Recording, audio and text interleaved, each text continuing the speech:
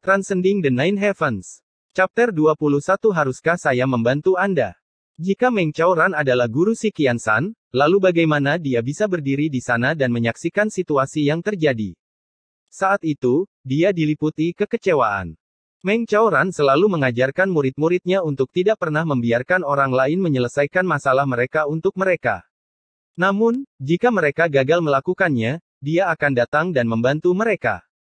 Saat ini, jika Si Qiansan setidaknya memiliki martabat untuk berdiri dan bertarung melawan lawan-lawannya, maka Meng Chaoran akan datang membantunya dan melindungi muridnya. Ini benar bahkan jika dia harus bertarung langsung ke puncak awan terkunci, Meng Chaoran akan melakukannya jika keluarga Anda dipukuli, setidaknya mereka memiliki seseorang yang bisa diandalkan. Bukankah hal yang sama juga terjadi pada para murid? Meng Chaoran sudah mempersiapkan semuanya dengan hati-hati. Namun, dia melihat Si Qiansan menerima pukulan dan menolak melawan sebagai seorang pengecut. Suatu tindakan hanya untuk mempertahankan hidupnya. Ini tidak ada bedanya dengan tidak memiliki harga diri dan martabat sama sekali. Lalu apa yang akan terjadi jika suatu hari musuh yang tangguh menyerang? Apakah Anda akan berlutut dan menyerah padanya hanya untuk menyelamatkan nyawa Anda sendiri? Kesabaran juga pasti ada batasnya. Saya bisa berjuang untuk Anda, tetapi pertama-tama, Anda harus menunjukkan bahwa Anda layak atas usaha saya. Aku mungkin bisa melindungimu sekali saja, tapi aku tidak akan bisa melindungimu seumur hidup. Pilihan ada padamu. Begitulah prinsip utama yang diajarkan Meng Chaoran. Meskipun orang lain mungkin merasa sulit untuk memahaminya, namun ini adalah metode yang dia gunakan untuk membantu murid-muridnya bertahan hidup di Jianghu. Antusiasme dan keberanian ini adalah dua kualitas yang sering dipandang sebagai sifat impulsif masa muda dan juga penyebab tragedi, namun tidak dapat disangkal bahwa tanpa kedua sifat baik ini, seseorang tidak akan pernah menjadi kuat bahkan setelah berkultivasi selama 1000 tahun. Meskipun antusiasme dan keberanian dianggap cacat, kedua kualitas ini sangat penting untuk menjadi kuat. Oleh karena itu, Meng Chaoran merasa sangat kecewa dengan Si Qiansan dan memutuskan bahwa dia tidak akan melakukan intervensi lagi bahkan dalam situasinya. Di hutan bambu ungu, dua orang berdiri tenggelam dalam pikirannya sendiri, jauh dari Meng Chaoran. Mereka sedang menonton komedi yang sedang berlangsung di halaman. Kedua orang ini adalah Master Sekte dari Sekte Tianwei, Wu Yunliang, dan Master Puncak Awan Mimpi, Kong Jingfeng. Tidak diketahui mengapa kedua orang ini ada di sana atau apakah mereka bersemangat menyaksikan para pemuda ini bertarung satu sama lain. Jika Chu yang melihat keduanya, dia pasti akan terkejut. Ketika mereka melihat Si Qiansan terbaring meringkuk dan tak sadarkan diri di tanah, berlumuran tanah dan darah, Kuping dan Liu Yun yang tiba-tiba kehilangan minat dan berhenti. Mereka sebelumnya berpikir bahwa Si Qiansan yang begitu sombong dan tertantang untuk bertarung dengan Li Jianyin setidaknya akan memberikan perlawanan yang layak. Yang mengejutkan mereka menyaksikan Li Jianyin menghancurkan Si Qiansan. Sepanjang pertarungan, Si Qiansan tidak hanya tidak membalas tetapi malah berdiri di sana dan membiarkan Li Jianyin menghajarnya hingga babak belur. Mereka khawatir pertarungan sepihak akan berakhir dengan membunuh Si Qiansan dan segera bersiap untuk pergi. Saat mereka hendak pergi, sebuah suara berbicara perlahan, "Hei, apa kalian pergi begitu saja?" Liu Yunyan dan kelompoknya segera berhenti. Orang lain melanjutkan, 8 saudara bela diri berkelahi dengan Si Qiansan dan dia sangat menderita. Tampaknya tidak benar jika kamu pergi seperti itu. Liu Yunyan berbalik dan menatap dingin ke arah pembicara dan berkata, "Apa yang kamu inginkan?"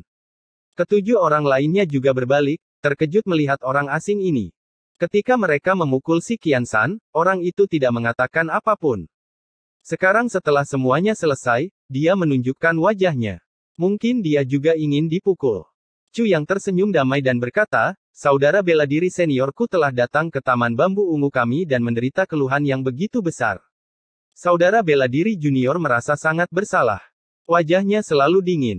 Tapi sekarang, dia tersenyum dan berbicara dengan ramah, membuat mulut Tantan ternganga seolah baru saja melihat iblis. "Ya Tuhan, aku sudah lama mengenalmu, namun hari ini pertama kalinya aku melihatmu tersenyum. Aku tidak menjalani hidupku dengan sia-sia." Tantan dipenuhi dengan kegembiraan yang tak terkatakan. Adapun orang-orang Liu Yunyan, mereka sangat kesal. Saat itu, 8 pria yang memukuli Si Qiansan hingga di ambang kematian, sambil berteriak bahwa Si Qiansan sedang memukuli mereka. Chu yang berasal dari Taman Bambu Ungu, namun dia sekarang mengikutinya dan juga mulai memutarbalikkan kebenaran. Entah kenapa hal ini membuat kedelapan orang itu semakin kesal. Namun, Chu Yang tidak membela si Qiansan. Jika ini terjadi di tempat lain, dia pasti akan berpura-pura tidak melihat apapun dan pergi. Tapi karena ini terjadi di Taman Bambu Ungu, dia tidak bisa membiarkan mereka pergi dengan nyaman seperti itu. Ini adalah tempat perlindungan gurunya, ini juga merupakan kebanggaan tuannya. Para murid dari puncak awan pengunci datang untuk menghajar murid Meng Chaoran tepat di Taman Bambu Ungu dan kemudian dengan tenang pergi. Jika hal seperti itu diketahui, reputasi Meng Chaoran akan sangat menderita. Meskipun Meng Chaoran tidak pernah memikirkan hal seperti itu, Chu Yang tidak bisa tidak peduli. Dari kehidupan sebelumnya hingga sekarang, Meng Chaoran selalu menjadi orang yang paling dihormati Chu Yang. Pemukulan si Qiansan persis seperti yang dia rencanakan, tetapi mereka yang berani datang ke Taman Bambu Ungu untuk memukuli orang, mereka juga harus menanggung akibatnya. Menurut pandangannya, ini adalah dua hal yang berbeda. Haruskah aku membunuh dengan pisau pinjaman? Chu Yang bertanya pada dirinya sendiri. Merasa sedikit tidak jujur, tanpa sadar dia mengusap hidungnya. Tentunya tidak apa-apa. Meskipun aku melempar batu dengan tangan tersembunyi, para idiot ini hanyalah sekelompok keledai. Selain itu, saya bisa menggunakan si Qiansan untuk melindungi dari bencana. Dengan situasi saat ini, aku harus segera mendapatkan pecahan titik pedang dari pedang 9 kesengsaraan, lalu aku benar-benar dapat membuat mereka kewalahan dengan kehebatanku. Jika ini masalah waktu, mengapa tidak melakukannya lebih awal? Pada akhirnya, apa yang bisa kamu lakukan? Liu Yunyan memberi isyarat kepada saudara-saudara juniornya untuk berhenti. Melihat Chu Yang dengan angkuh, dia berpikir, anak ini adalah seniman bela diri terbaik di kelas 2 atau 3. Seberapa baik dia? Tidak perlu repot. Maksudku, ini Taman Bambu Ungu, bukan puncak awan terkunci. Chu Yang tersenyum damai tapi tatapannya setajam pisau. Jadi bagaimana kalau itu Taman Bambu Ungu? Kata Liu Yunyan. Kamu berasal dari puncak awan terkunci, meskipun kita berasal dari sekte yang sama, puncak awan terkunci adalah puncak awan terkunci dan Taman Bambu Ungu adalah Taman Bambu Ungu. Kata Chu Yang dengan lembut. Kalian berani datang dan menimbulkan masalah di Taman Bambu Ungu, apakah sesepuh di sekte telah memberimu izin? Apa maksudmu menimbulkan masalah?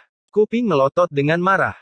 Kami di sini hanya untuk mengadakan kompetisi persahabatan dengan saudara bela diri junior si Qiansan. Bukankah kompetisi seperti itu biasa terjadi di sekte ini? Benar, hanya kompetisi persahabatan sisanya berteriak. Mereka sama sekali tidak bisa menerima kata membuat onar. Oh, kompetisi persahabatan. Aturan dari sekte Tianwei menyatakan bahwa kompetisi persahabatan di antara para murid harus memiliki hadiah yang lebih tua. Bolehkah aku bertanya di mana tetua itu berada? Chu Yang tersenyum dingin dan melanjutkan, selain itu, aturan sekte surga menyatakan bahwa kompetisi persahabatan harus digunakan untuk mendorong murid-murid membuktikan diri, tetapi harus ada seorang penatua yang mengawasi. Jadi saya bertanya kepada Anda, di mana yang lebih tua? Di luar sekte surga juga memiliki aturan yang menyatakan bahwa kompetisi persahabatan memerlukan kesepakatan, jadi bolehkah saya bertanya kepada Anda apa dan di mana perjanjian itu? Kamu, kuping kelu. Sesampainya di sana, mereka sudah mengetahui bahwa Meng Chaoran sedang berada di Taman Bambu Ungu. Mereka pikir mereka hanya perlu meminta izin padanya untuk kompetisi persahabatan, maka semuanya akan berjalan lancar. Selain itu, hal itu juga akan meningkatkan reputasi besar puncak awan terkunci. Jika kalian memikirkan hal ini, kami datang atas nama kompetisi persahabatan, namun sebenarnya ini adalah untuk membalaskan dendam saudara bela diri junior kami. Tempat kompetisi kami adalah Taman Bambu Ungu, sehingga kami dapat dipimpin oleh paman bela diri junior Meng. Atas kompetisi, segala sesuatunya dilakukan secara terbuka dan lurus, rencananya sempurna dan tanpa cacat. Sebenarnya akan aneh jika Li Jianyin pulang dalam keadaan terluka dan puncak awan terkunci tidak bereaksi. Namun demikian, mereka tidak menyangka akan datang dan hanya menemukan 3 orang. Jadi mereka membuat kesepakatan informal dan segera mulai berdebat. Anehnya, setelah pertarungan, seseorang mulai bertanya tentang peraturannya. Meskipun demikian, tanpa seorang penatua di sana, tidak mungkin mereka bisa memenangkan argumen ini. Omong kosong si Qiansanlah yang memprovokasi perkelahian dan memukul kakak bela diriku terlebih dahulu. Kakak bela diriku melawan balik untuk membela diri. Saat dia mengatakan ini, salah satu mata pemuda itu terbuka lebar karena terkejut. Chu yang dengan dingin menatapnya dan berkata, jika demikian, maka cedera saudara bela diri seniorku pasti cukup serius. Tentu saja wajah pemuda itu tiba-tiba memerah, tapi dia terus berbicara dengan berani. Lihat, kakak bela diri tidak hanya mengalami luka di tulang rusuknya, tetapi juga di bagian depan dadanya. Seluruh tubuhnya dipenuhi luka. Oh, jadi hari ini bukan kompetisi persahabatan. Chu yang senang, memiringkan kepalanya. Mengapa wajahmu memerah sekali? Apakah kamu melakukan sesuatu yang bertentangan dengan hati nuranimu? Tentu saja, ini bukan sebuah kompetisi. Kuping terus mengoceh. Kedelapan orang tersebut baru saja serempak mengatakan bahwa ini adalah kompetisi persahabatan. Sekarang, di bawah pertanyaan tajam Chu Yang, mereka segera berubah pikiran dan mengatakan ini bukan kompetisi. Kalau begitu, saat kamu kembali, kamu akan melaporkannya. Chu Yang tersenyum dan bertanya. Tentu saja, kita harus jujur.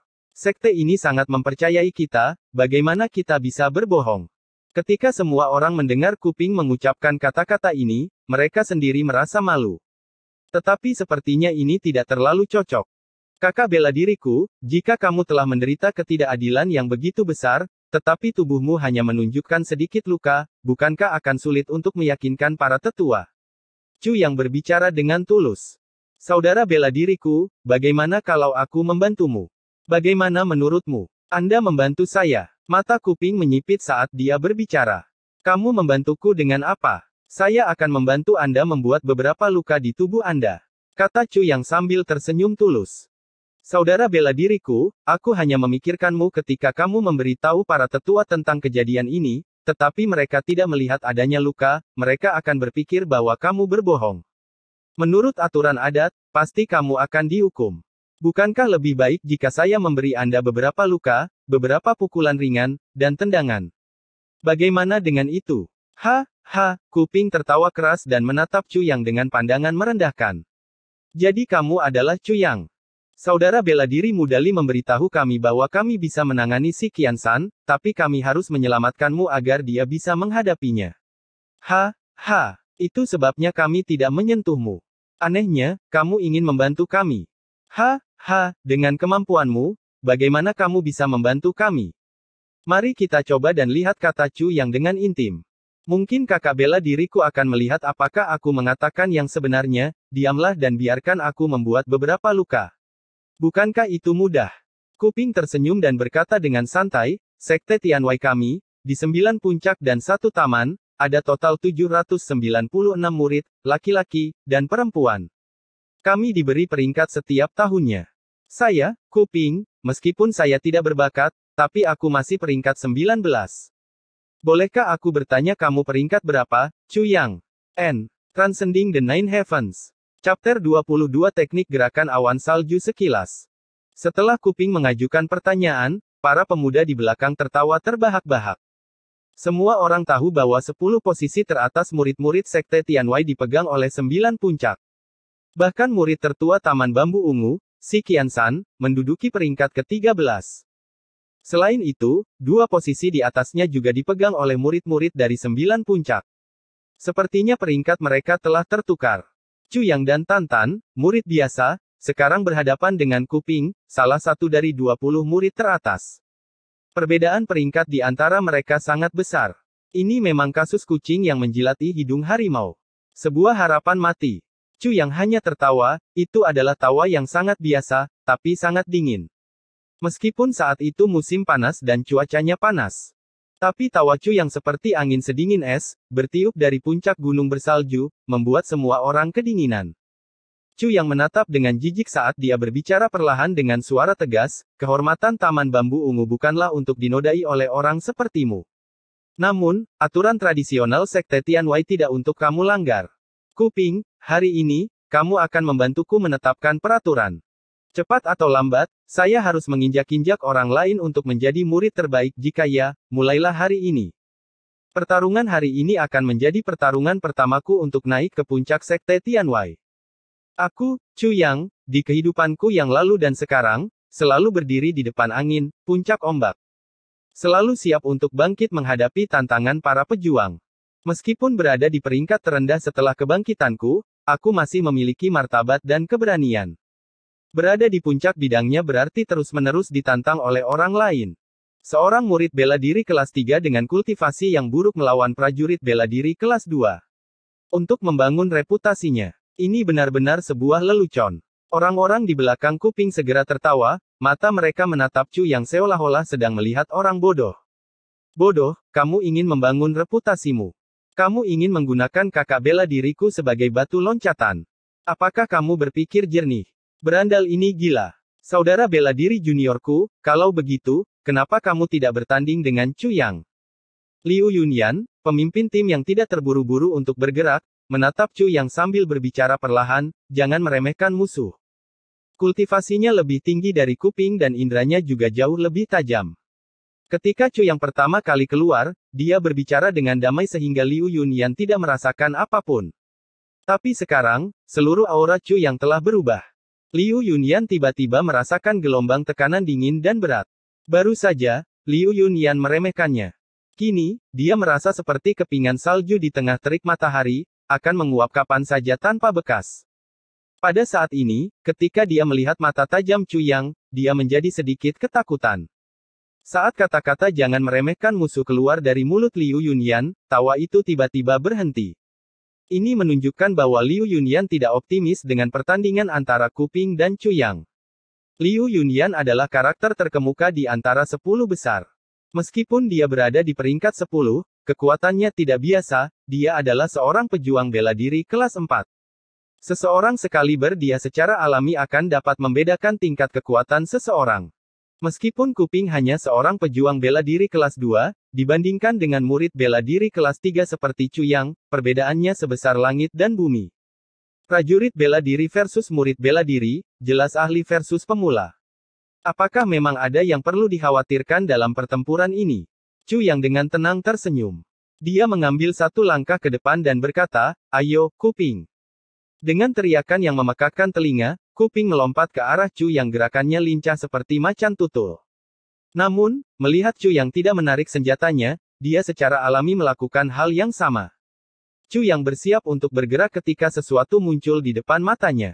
Pada saat itu, dia tiba-tiba merasakan kehadiran aneh di dirinya, seolah-olah seseorang atau sesuatu sedang mengawasi setiap gerakannya dari bayang-bayang. Ini adalah perasaan spiritual superior yang dia kembangkan dalam kehidupan sebelumnya. Perasaan spiritual ini telah membantunya lolos dari bahaya fana berkali-kali. Hari ini, perasaan ini tiba-tiba muncul. Kecuali, dia tidak merasakan aura membunuh apapun dari orang-orang di balik bayangan. Tampaknya mereka tidak memiliki niat buruk. Chu Yang, sebagian, bisa menebak siapa orang-orang yang bersembunyi di balik bayang-bayang. Chu Yang berpikir, jika Tuhan memberiku kesempatan bagus, izinkan aku memberi orang-orang ini kegembiraan dan ketakutan. Dia mempertahankan ekspresi wajahnya dan fokus pada pertarungan, hanya melakukan apa yang diperlukan untuk melawan gerakan Kuping. Tindakannya terlihat sangat biasa, namun di mata penonton, ada sesuatu yang tak terduga darinya. Tubuh bagian atas Chu yang tetap tidak bergerak, tapi sepertinya dia berpikir dia sedang menekan ke depan. Sedangkan Kuping menemukan bahwa bahkan ketika dia bergerak maju, dia bahkan tidak bisa menyentuh ujung pakaian Chu Yang. Namun, di mata semua orang yang hadir, dia sebenarnya jelas bahwa Chu yang bergerak maju secara ofensif, tetapi dia sebenarnya bergerak mundur. Pada pandangan pertama, dia terlihat seperti sedang menyerang, tapi tindakannya sebenarnya adalah penghindaran. Bagian bawah tubuhnya terus mempertahankan posisi bergerak maju cepat dengan gerakan yang luwes. Fenomena tidak masuk akal ini mengubah persepsi semua orang. Di hutan bambu, saat Meng Chaoran menyaksikan pertarungan itu, rahangnya ternganga. Dia baru saja akan menangis ketika dia sadar dan menutup mulutnya. Namun, dia melakukannya dengan sangat kuat hingga giginya saling berbenturan sehingga menimbulkan bunyi klak yang keras. Meninggalkan Meng Chaoran dengan rasa sakit yang parah di pipinya. Namun, Meng Chaoran masih belum sepenuhnya tenang. Matanya terbuka lebar karena terkejut. Teror memenuhi dirinya saat dia menyaksikan gerakan cair Chu Yang, sehalus dan sefleksibel cairan itu sendiri. Di saat yang sama, dua suara lain di bagian lain hutan bergema menyebabkan seluruh atmosfer di sekitar mereka terasa seolah-olah terjebak dalam ruang hampa. Ketiga seniman bela diri terpesona dan mata mereka dipenuhi kegembiraan saat mereka menyaksikan gerakan menghindar Cuyang. Salju berkumpul di awan, mengejutkan ke surga, seolah maju, seolah mundur. Seolah-olah ada, seolah-olah hilang. Teknik ini familiar bagi semua orang di sekte tersebut. Itu adalah teknik gerakan awan salju sekilas dari sekte Tianwei. Pengikut dari setiap generasi telah mempraktikkannya, dan semua orang mengetahuinya. Bahkan pelayan terendah pun bisa melakukan beberapa langkah. Namun, belum pernah ada orang yang bisa menggunakan teknik ini sebaik dan seefektif yang dilakukan Cuyang. Teknik gerakan awan salju sekilas diciptakan oleh pendiri sekte Tianwei. Tahun itu, sang patriark mendaki puncak gunung untuk bersantai dan berjemur di bawah hangatnya sinar matahari di musim dingin. Saat dia berbaring di sana, dia melihat awan putih mengambang di tengah langit. Warna salju di tanah tampak membumbung ke udara saat sinar matahari menyinarinya. Cahaya dari salju yang bercampur dengan warna awan menciptakan efek mistis. Meski tidak ada angin, awan itu tampak seperti melayang ke depan, tapi juga melayang ke belakang. Terkadang tampak seolah-olah sedang menyebar, namun di lain waktu tampak seolah-olah sedang berkumpul. Pada dasarnya, rasanya hampir mustahil untuk menguraikan arah dan ke arah mana awan itu bergerak. Pendirinya mendapat pencerahan. Setelah 2 tahun mengubur dirinya dalam pikirannya, dia menciptakan teknik tersebut dan menamakannya teknik gerakan awan salju sekilas sebagai pengingat akan hari ketika langit dan bumi memberinya inspirasi itu. Sejak saat itu, teknik ini telah digunakan secara luas di seluruh dunia. Ketika sang patriark menggunakan kombinasi teknik pedang, dia tidak pernah berakhir dengan kekalahan. Bahkan saat menghadapi musuh dengan kekuatan lebih tinggi darinya, dia tidak bisa terluka. Sayangnya, generasi selanjutnya tidak pernah bisa sepenuhnya mempelajari teknik gerakan awan salju sekejap meskipun mereka telah berusaha keras. Bahkan jika dikombinasikan dengan ki internal dan kultivasi intensif, mereka tidak dapat mencapai hasil yang sama seperti pendirinya. Mereka tidak bisa menggunakannya untuk menyerang musuh, atau menggunakannya untuk melindungi diri mereka sendiri. Oleh karena itu, ini menjadi teknik sekte yang paling tidak berguna. Meski demikian, meski mengolahnya tidak ada gunanya, meninggalkannya juga terkesan sia-sia. Semua orang mengira pendirinya salah atau tidak meninggalkan teknik sebenarnya. Hal ini menjadi penyesalan terbesar dari sekte Tianwei. Tanpa diduga, beberapa ratus tahun kemudian, misteri teknik ini sekali lagi terwujud melalui Cuyang. Bagaimana dia bisa menggunakannya seperti itu? Terlepas dari upaya Kuping, dia bahkan tidak bisa menyentuh pakaian Cuyang. Semakin dia mencoba menyerang, dia menjadi semakin terkesima. Dia adalah seorang pejuang bela diri kelas 2. Bagaimana mungkin dia tidak bisa mengalahkan murid bela diri kelas 3? Saudara-saudaranya yang bela diri sedang menonton dan pastinya tidak boleh kalah. Kuping mulai terengah-engah. Dia memutuskan untuk mengeluarkan pedangnya, tapi sebelum tangannya menyentuh pedang, bayangan melintas dan Cuyang tiba-tiba muncul di depannya. Kuping merasa ngeri. Sebelum dia sempat mengelak, ada kekuatan. Dia dipukul tepat di hidungnya. Hidungnya langsung berdarah. Dia sangat kesakitan hingga air mata dan ingus mengalir di wajahnya. Jadilah baik, jangan menangis. Ini demi kebaikanmu sendiri, kata Cuyang dengan cara yang menarik, tapi tidak ada emosi di dalamnya. Gerakannya seperti ikan di air tidak dapat diprediksi. Segera setelah itu, terdengar 2 suara bam-bam saat dia mengenai sisi mata kiri dan kanan Kuping. Tiba-tiba muncul seekor panda yang baru dibuat. Transcending the Nine Heavens. Chapter 23 Motif tersembunyi. Kuping hampir pingsan karena marah. Kekuatan lawanku jelas lebih rendah dariku. Jika setidaknya, kekuatannya sama denganku, maka 3 gerakan terakhir akan mengirimku ke kubur. Lawan jelas menggunakan seluruh kekuatannya dalam 3 gerakan itu, namun saya hanya menerima cedera ringan. Ini jelas membuktikan kalau lawannya jauh lebih lemah dariku. Meski begitu, aku tidak bisa membalas satu pun pukulannya. Logika macam apa ini? Kuping sangat marah. Musuh bahkan berbicara dengannya seolah-olah dia adalah anak kecil yang menangis. Fakta bahwa dia memang menangis membuatnya semakin malu dan marah sampai-sampai dia lebih baik mati. Dia menggeram. Suara pedangnya terdengar saat pedang itu terlepas dari sarungnya. Dengan suara swoosh, Kuping segera melakukan pembunuhan. Liu Yunyan bergumam pelan, tidak bagus. Meskipun dia tidak mengerti apa yang sedang terjadi, keadaan pikiran ceroboh Kuping saat ini tentu saja tidak ada saingannya dibandingkan dengan gerakan canggih Cuyang. Terlebih lagi, teknik pedangnya telah menempatkannya dalam situasi yang sangat berbahaya.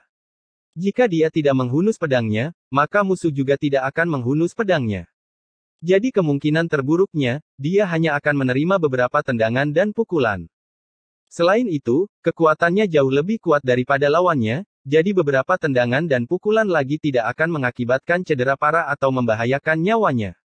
Tapi sekarang setelah dia mencabut pedangnya, lawannya punya alasan untuk melakukannya juga. Kini situasinya tidak lagi hanya melibatkan beberapa pukulan dan tendangan. Cahaya metalik yang terang menyala. Pedang itu tampak sangat gelap. Wajah Kuping juga menjadi gelap. Dia memasang tatapan mematikan dan menyerang dengan panik. Di mata Chu Yang, tiba-tiba muncul secercah niat membunuh. Meskipun kamu bukan orang baik, kamu memukul si Qian San. Suasana hati saya sedang sangat baik. Awalnya aku tidak ingin menyakitimu, tapi sekarang kamu ingin membunuhku. Anda meminta kematian. Chu Yang masih hanya menggunakan tangannya dan terus bergerak hanya untuk menghindari kesibukan pedang. Pedang Kuping sepertinya ada di mana-mana, namun dia bahkan tidak bisa menyentuh pakaian Chu Yang. Niat membunuhnya meresap ke dalam tulangnya, semakin kuat.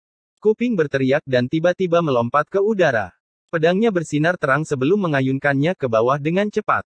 Teknik pembalikan laut surgawi. Ini adalah salah satu teknik pembunuhan paling kuat dari Sekte Tianwei. Hanya ketika memasuki pangkat pejuang bela diri Anda berhak untuk mengembangkan teknik ini. Chu Yang tiba-tiba bergerak maju bukannya mundur. Dia menjaga pendiriannya tetap kecil dan tubuhnya dekat dengan tanah. Ini adalah kelemahan mematikan dari teknik pembalikan laut surgawi. Karena gerakan awal memerlukan lompatan, hal ini membuat individu rentan terhadap serangan dari tanah dan punggung. Apalagi daerah rawannya sangat besar. Saat Kuping baru saja bergerak, lawannya sudah tidak ada lagi di depannya. Indranya meneriakkan bahaya. Dia hampir tidak punya waktu untuk berpikir ketika suara kecil terdengar dari belakangnya. Suara apa itu? Tiba-tiba, cahaya pedang tiba-tiba bersinar di sekelilingnya. Diikuti oleh teriakan di sekitar. Selama ini, Chu Yang tidak mencabut pedangnya. Namun pada saat kritis ini, dia melakukannya. Saat Kuping masih merenung, tiba-tiba ada rasa sakit di punggungnya, disusul paha kiri, paha kanan, lalu bahu kiri dan bahu kanan. Kuping berteriak keras dan langsung jatuh ke tanah. Bagian tengah punggung, bahu kiri, bahu kanan, paha kiri, paha kanan, kelima titik itu muncrat darah. Kecuali punggungnya, yang memiliki luka dangkal, 4 titik lainnya memiliki luka tusukan dari punggung hingga ke seluruh bagiannya. Seluruh suasana di sekitar pertarungan tiba-tiba menjadi berat.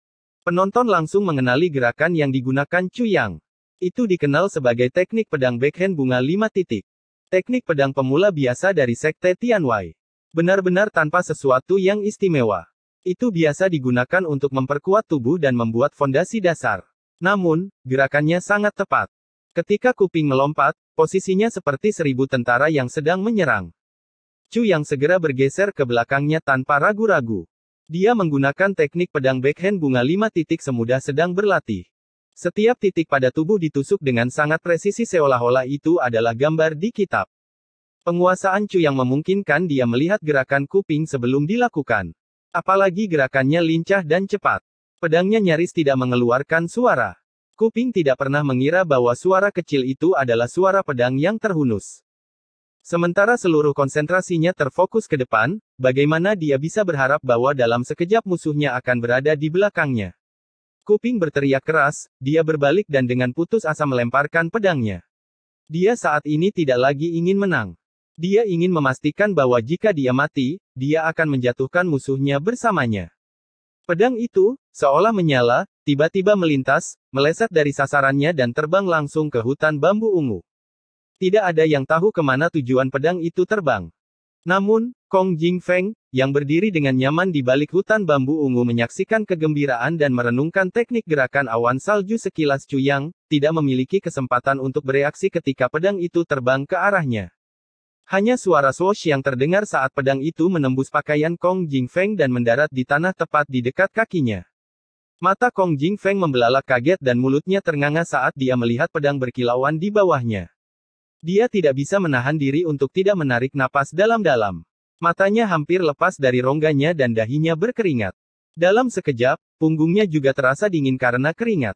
Pedang itu mendarat di antara kedua kakinya, meleset kurang dari 1 jari. Bahkan ada lubang di celana di bawah jubahnya.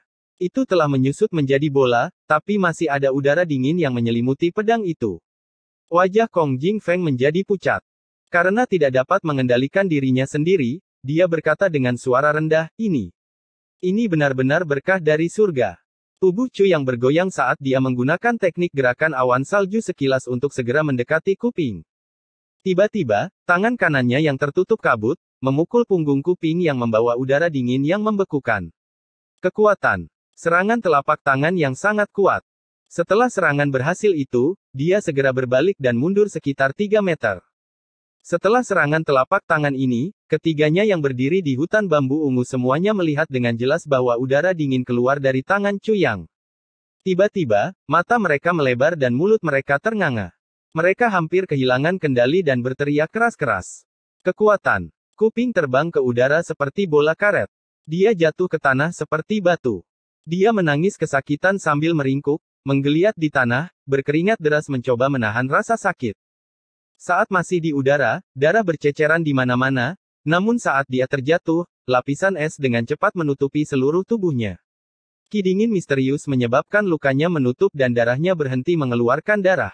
Kuping menggeliat di tanah. Penampilannya yang tragis membuat orang sulit melihatnya. Kelompok Liu Yunyan tercengang dan merasa hal itu begitu nyata hampir seperti mereka terjebak dalam mimpi. Tidak ada yang percaya bahwa Chu Yang akan menyerang dengan kekejaman seperti itu. Jurus pedang sebelumnya saja pada dasarnya telah menghancurkan kuping. Senyuman halus muncul di wajah Chu Yang.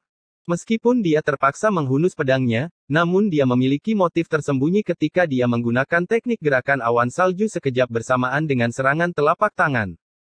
Teknik gerakan tersebut digunakan untuk menghindari kuping dan juga untuk menunjukkan secara diam-diam kepada orang lain yang sedang menonton. Terlebih lagi, tujuan dari serangan palem, dengan cuaca beku yang dingin, ditujukan pada tempat pertemuan 7 warna. 7 warna telapak tangan suci absolut ini adalah teknik rahasia Sekte Tianwei, teknik yang paling kuat. Alasan terbesar mengapa generasi murid ingin maju ke dalam tempat pertemuan 7 warna adalah untuk menggunakan udara yang sangat dingin di sana untuk mengolah telapak tangan suci absolut 7 warna. Chu yang menggunakan teknik telapak tangan ini untuk tidak menyerang kuping karena, pada saat itu, kuping sudah kehilangan seluruh kapasitas untuk bertarung. Lalu apa tujuan dari serangan telapak tangan tersebut? Alasannya adalah untuk mengirimkan pesan kepada para pengamat yang diam, dibandingkan orang lain, saya sudah selangkah lebih maju. Adapun mengapa dia melangkah selangkah lebih maju. Pada titik ini, Chu yang benar-benar yakin dan percaya bahwa Meng Chaoran akan membantunya membereskan kekacauannya, memberikan penjelasan untuknya. Chu Yang, kamu benar-benar kejam. Liu Yunyan menatap wajah kuping yang menyedihkan. Matanya menyipit dan langsung menatap Chu Yang. Sambil menggertakkan giginya, dia berkata, kamu berani melawan sesama murid seperti ini. Chu Yang cemberut. Saat dia memiringkan pedangnya, setetes darah perlahan menetes ke bawah. Arah ujung pedang itu menunjuk langsung ke si Qiansan yang tidak sadarkan diri. Semua orang terdiam sejenak. Apakah kuping dianggap sebagai sesama murid sedangkan si Qiansan tidak? Merekalah yang memulai pertarungan pertama dengan mengalahkan si Qiansan hingga kondisinya yang menyedihkan saat ini. Dengan bukti tepat di wajah mereka, hak apa yang mereka miliki untuk menyebut Chu Yang kejam? Chu Yang tertawa dingin dan berkata, pertama, kamu datang ke Taman Bambu Ungu untuk menimbulkan masalah tanpa izin dari para tetua. Kedua, kamulah yang pertama memukuli orang-orang dari Taman Bambu Ungu. Ketiga, kita sudah sepakat bahwa aku akan membantu kakak laki-lakiku sedikit, apakah kamu sudah melupakannya? Tolong, membantu. Melihat kondisi kuping yang dipertanyakan, sepertinya dia sudah kehilangan separuh nyawanya. Semua orang tidak bisa menahan diri untuk tidak bergidik. Tolong, bantu seperti ini. Transcending the Nine Heavens. Chapter 24 menemukan kegembiraan dalam membantu orang lain. Memikirkan kejadian kakak bela diri Li Jianyin tempo hari, itu membuat kami bertiga sangat sedih, kata Chu Yang dengan sedih sambil menggelengkan kepalanya.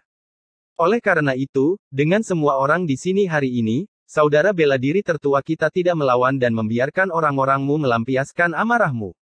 Ini adalah cara untuk memberimu keadilan. Dengan menyesal, dia berkata, tetapi sebagai manusia, kami tidak bisa membiarkanmu bertindak berlebihan.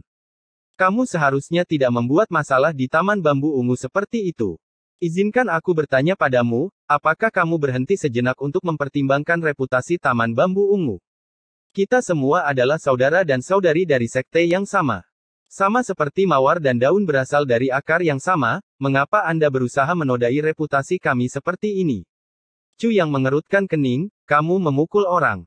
Tidak apa-apa, tapi berkali-kali, kamu tetap ingin menjadikan dirimu sendiri sebagai korban. Kamu. Bagaimana kamu bisa begitu tak tahu malu?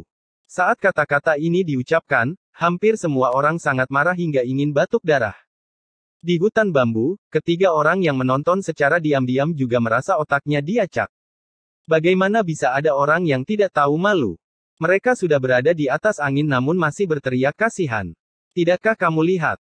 Aku menang dengan mudah hanya dengan sedikit kemampuanku, jadi kamu bisa membayangkan kemampuan kakak bela diri tertua si Qian San. Dibandingkan denganku, dia jauh lebih kuat. Penuh kesedihan, Chu yang berkata, kultivasi bela diri kakak bela diri sulung jauh lebih hebat dari kalian semua, namun dia tidak melawan dan membiarkanmu memukulnya sesukamu. Apalagi yang kamu inginkan? Apakah kamu perlu membunuh seseorang untuk melampiaskan amarahmu? Mendengar itu, sekelompok orang Liu Yunyan berbalik dan melihat si Qian San yang tidak sadarkan diri, merasa sedikit tidak nyaman. Itu benar jika kemampuan saudara bela diri junior sudah luar biasa, maka si Qian San yang merupakan saudara bela diri tertua pasti jauh lebih hebat. Bagaimana mungkin dia menjadi orang yang lemah? Tampaknya pada kompetisi peringkat berikutnya untuk posisi saudara bela diri tertua sekte tersebut, si Qian San kemungkinan besar akan menjadi pesaingnya. Hari ini, kamu telah menyakiti kami, tapi kami tetap membantumu. Meskipun kami menderita, tapi kami bukanlah orang-orang yang tidak tahu berterima kasih. Terlebih lagi, kami adalah murid dari sekte yang sama. Tidak ada alasan untuk bertengkar. Mari kita sebut ini bahkan. Dengan kemurahan hati dan keringanan hukuman, Chu yang melanjutkan, untuk menghormati paman bela diri tetua kedua, saya tidak akan melanjutkan masalah ini lebih jauh. Orang-orang Liu Yunyan merasa kepala mereka berputar. Mereka begitu bingung hingga hampir tidak bisa bernapas dan hampir pingsan di tempat. Anda memukuli seseorang sampai babak belur, nyaris hidup. Dan Anda mengatakan bahwa Anda akan membiarkan kami pergi. Lebih jauh lagi, Anda menggunakan nada yang Anda gunakan dan mengaku melakukannya karena kemurahan hati dan rasa hormat. Tentu saja, jika kalian semua saudara-saudara bela diri juga menginginkan bantuan saya tidak akan menolak.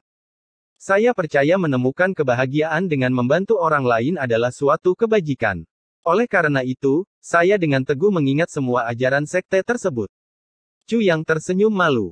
Walaupun ucapanku terkesan sombong, namun memang benar kalau aku adalah tipe orang seperti ini.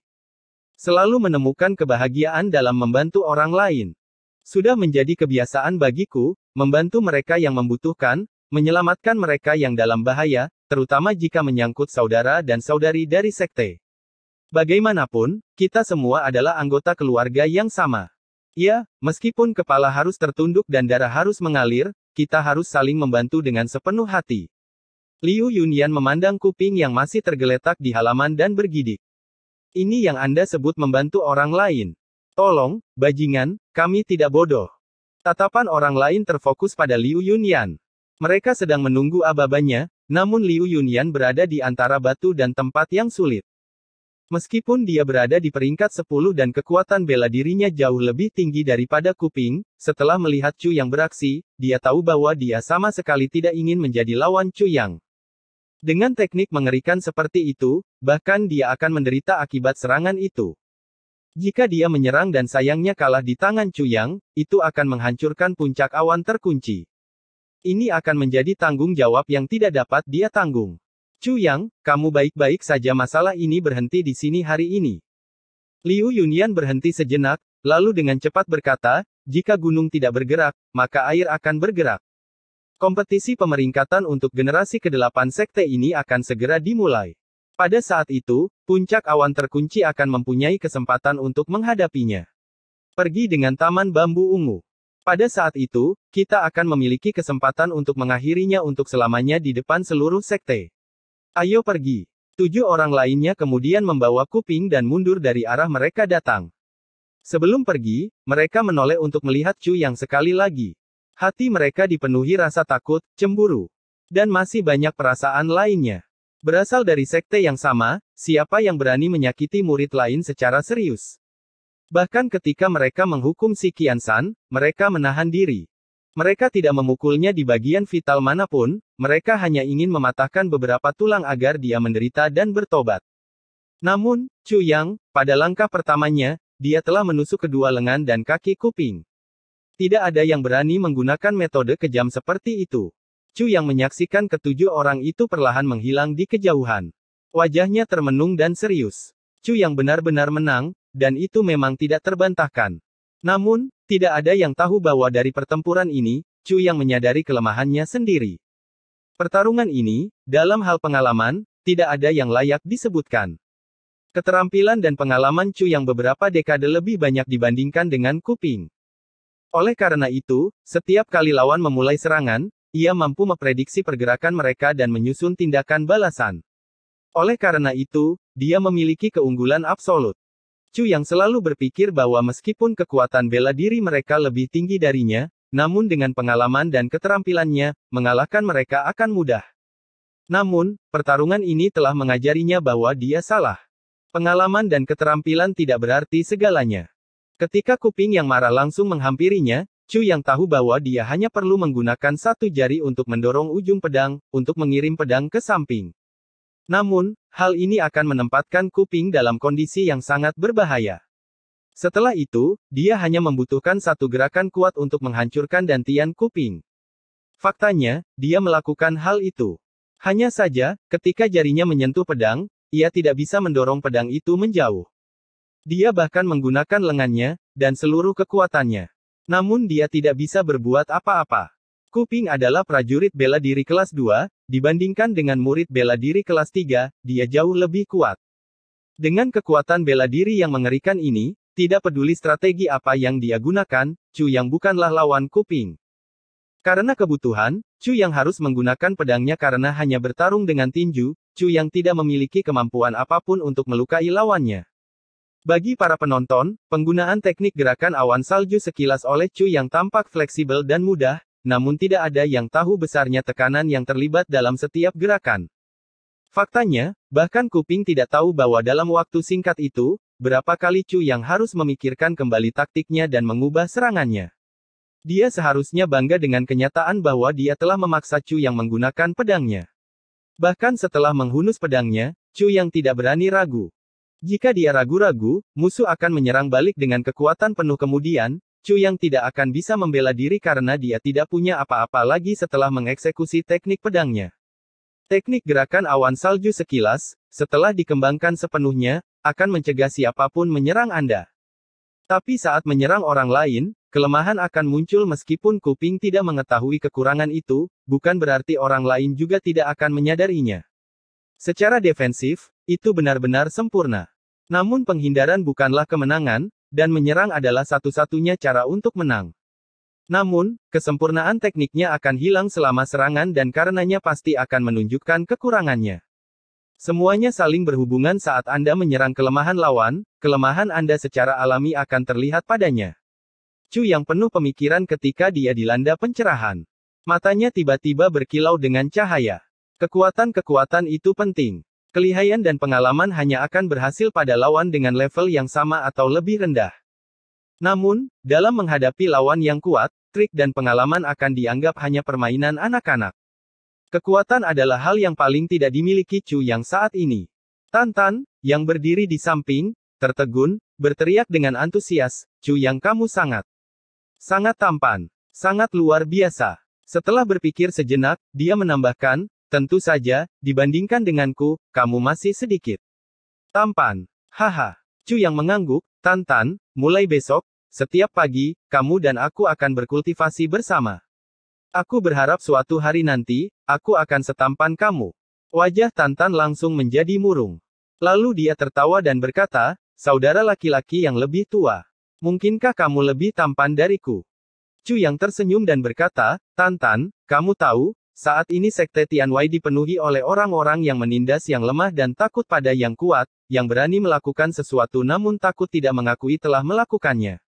Sudah hampir waktunya untuk kompetisi pemeringkatan dan orang-orang ini akan menjadi orang-orang yang mewarisi Sekte Tianwei di masa depan. Suara Chu yang sedikit keras seolah dia berbicara untuk didengar orang lain. Ada nada mengejek dalam suaranya saat dia melanjutkan, beban dari Sekte Tianwei cepat atau lambat akan menimpa orang-orang ini, tapi bagaimana orang-orang seperti mereka bisa mengurus sekte di luar surga? Kemungkinan besar menjadi penyebab kehancuran sekte tersebut. Tantan, aku harap kamu bisa menjadi lebih kuat lagi dan mampu melindungi dirimu sendiri. Jadi orang-orang yang telah mengorbankan nyawanya untukmu tidak akan sia-sia. Transcending the Nine Heavens. Chapter 25. Murid ini luar biasa. Melihat Chu yang tiba-tiba menjadi serius seperti itu, Tantan menganggukkan kepalanya berulang kali, meski sedikit bingung. Chu yang tersenyum saat dia dan Tantan menggendong si Qian San masuk. Si Qian San masih tidak sadarkan diri, jadi dia tidak tahu apa yang terjadi. Dia tidak akan pernah menyangka bahwa setelah pertarungan hari ini, dia akan menjadi terkenal di antara para murid Sekte Tianwei.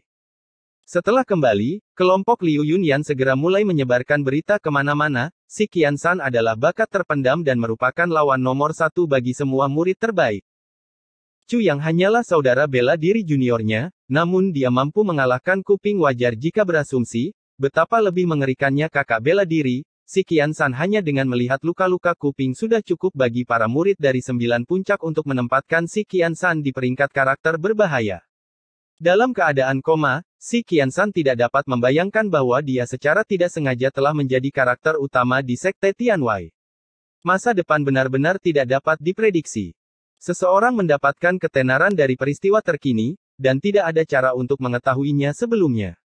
Perasaan spiritual Chu yang tajam mendeteksi orang-orang yang menyaksikan pertarungannya dari dalam hutan bambu.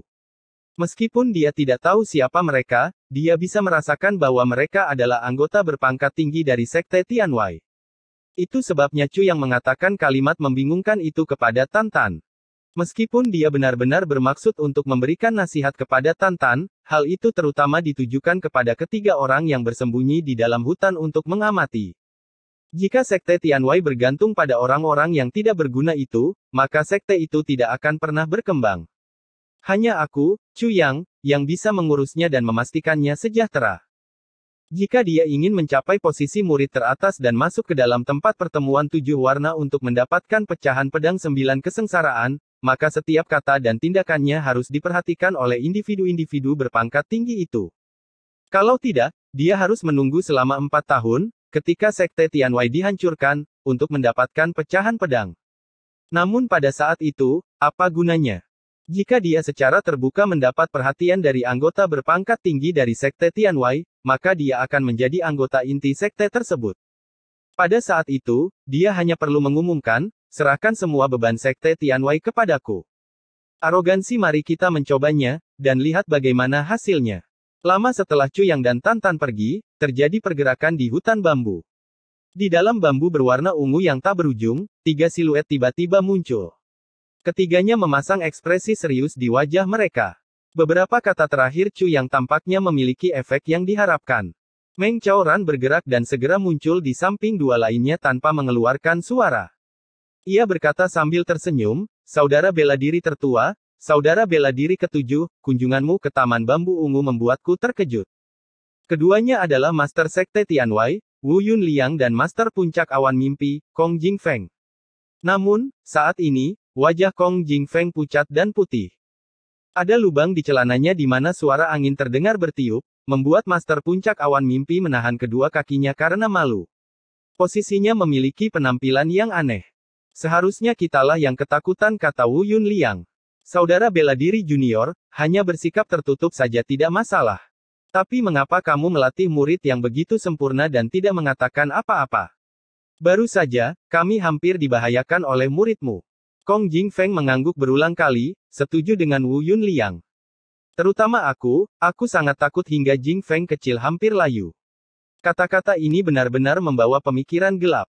Kinerja Chu Yang, terlepas dari teknik apapun yang Anda lihat, sudah cukup untuk membuat dua ahli peringkat tinggi dari Sekte Tianwei terkejut dan bahkan terkejut. Ada teknik gerakan awan salju sekilas, ada teknik pedang backhand bunga 5 titik yang menakutkan. Selain itu, Chu yang menunjukkan kejernihan mental yang luar biasa dan kemampuan untuk memanfaatkan celah pada lawan saat ia muncul. Semua faktor ini menyebabkan dua karakter penting dari Sekte Tianwei ini sangat terkejut. Keduanya berpikir pada diri mereka sendiri bahwa jika mereka memiliki kekuatan bela diri yang sama dengan Chu Yang, dalam situasi saat ini, mereka tidak akan mampu bertindak sombong dan mendominasi seperti yang dilakukan Chu Yang. Murid Meng Chaoran ini benar-benar ahli. Sambil tersenyum sedih, Meng Chaoran berkata, kamu hampir terjatuh karena takjub. Sedangkan aku, rahangku hampir jatuh ke tanah. Kakak bela diri, lihat mataku, lihat bagaimana warnanya masih merah. Aku tidak percaya bahwa muridku bisa menjadi begitu mengerikan. Saat dia mengatakan ini, sedikit rasa jengkel muncul di wajahnya. Wu Yunliang dan Kong Jingfeng tersenyum sejak tadi. Namun tiba-tiba Kong Jingfeng menjadi kaget. Dia menyadari arti di balik kata-kata Meng Chaoran. Maksudmu, mungkinkah seni bela diri anak itu tidak diajarkan olehmu? Mata Meng Chaoran beralih. Dia tidak mau mengakui kebenarannya, tapi pada akhirnya, dia menghela nafas pasrah, meskipun aku mengajarinya, tapi bahkan aku. Dua orang lainnya pada saat ini begitu tercengang hingga rambut mereka berdiri tegak. Jika guru yang mengajarkan teknik tersebut tidak mengelola kultivasi secara utuh. Ketika muridnya berhasil, hanya ada satu penjelasan, anugerah surgawi adalah bakat yang tiada duanya. Wu Yunliang awalnya berpikir bahwa Meng Chaoran telah menguasai kultivasi teknik gerakan awan salju sekilas dan di dalam hatinya dipenuhi dengan kegembiraan.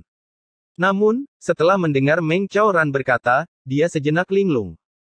Setelah sekian lama, dia berkata sambil tersenyum, kalau begitu, teknik gerakan awan salju sekilas itu disebabkan oleh. Meng Chaoran mengangguk dengan tegas. Saya sendiri tidak berhasil berkultivasi. Baik Wu Yunliang dan Kong Jingfeng sama-sama bingung. Mungkinkah dia mengolahnya sendiri? Wu Yunliang berkata sambil memutar-mutar janggutnya dengan gelisah. Saya juga tidak tahu. Meng Chaoran menghela nafas dan melanjutkan, murid saya sangat pintar. Mungkin saja dia mengolahnya sendiri. Dua lainnya tercengang. Meng Chaoran mengendurkan lengannya dan mengangkat bahu. Aksinya seolah berkata, aku menyerah, aku benar-benar tidak tahu. Mereka bertiga biasanya sangat serius di depan para murid, tetapi ketika mereka sendirian, mereka sangat santai.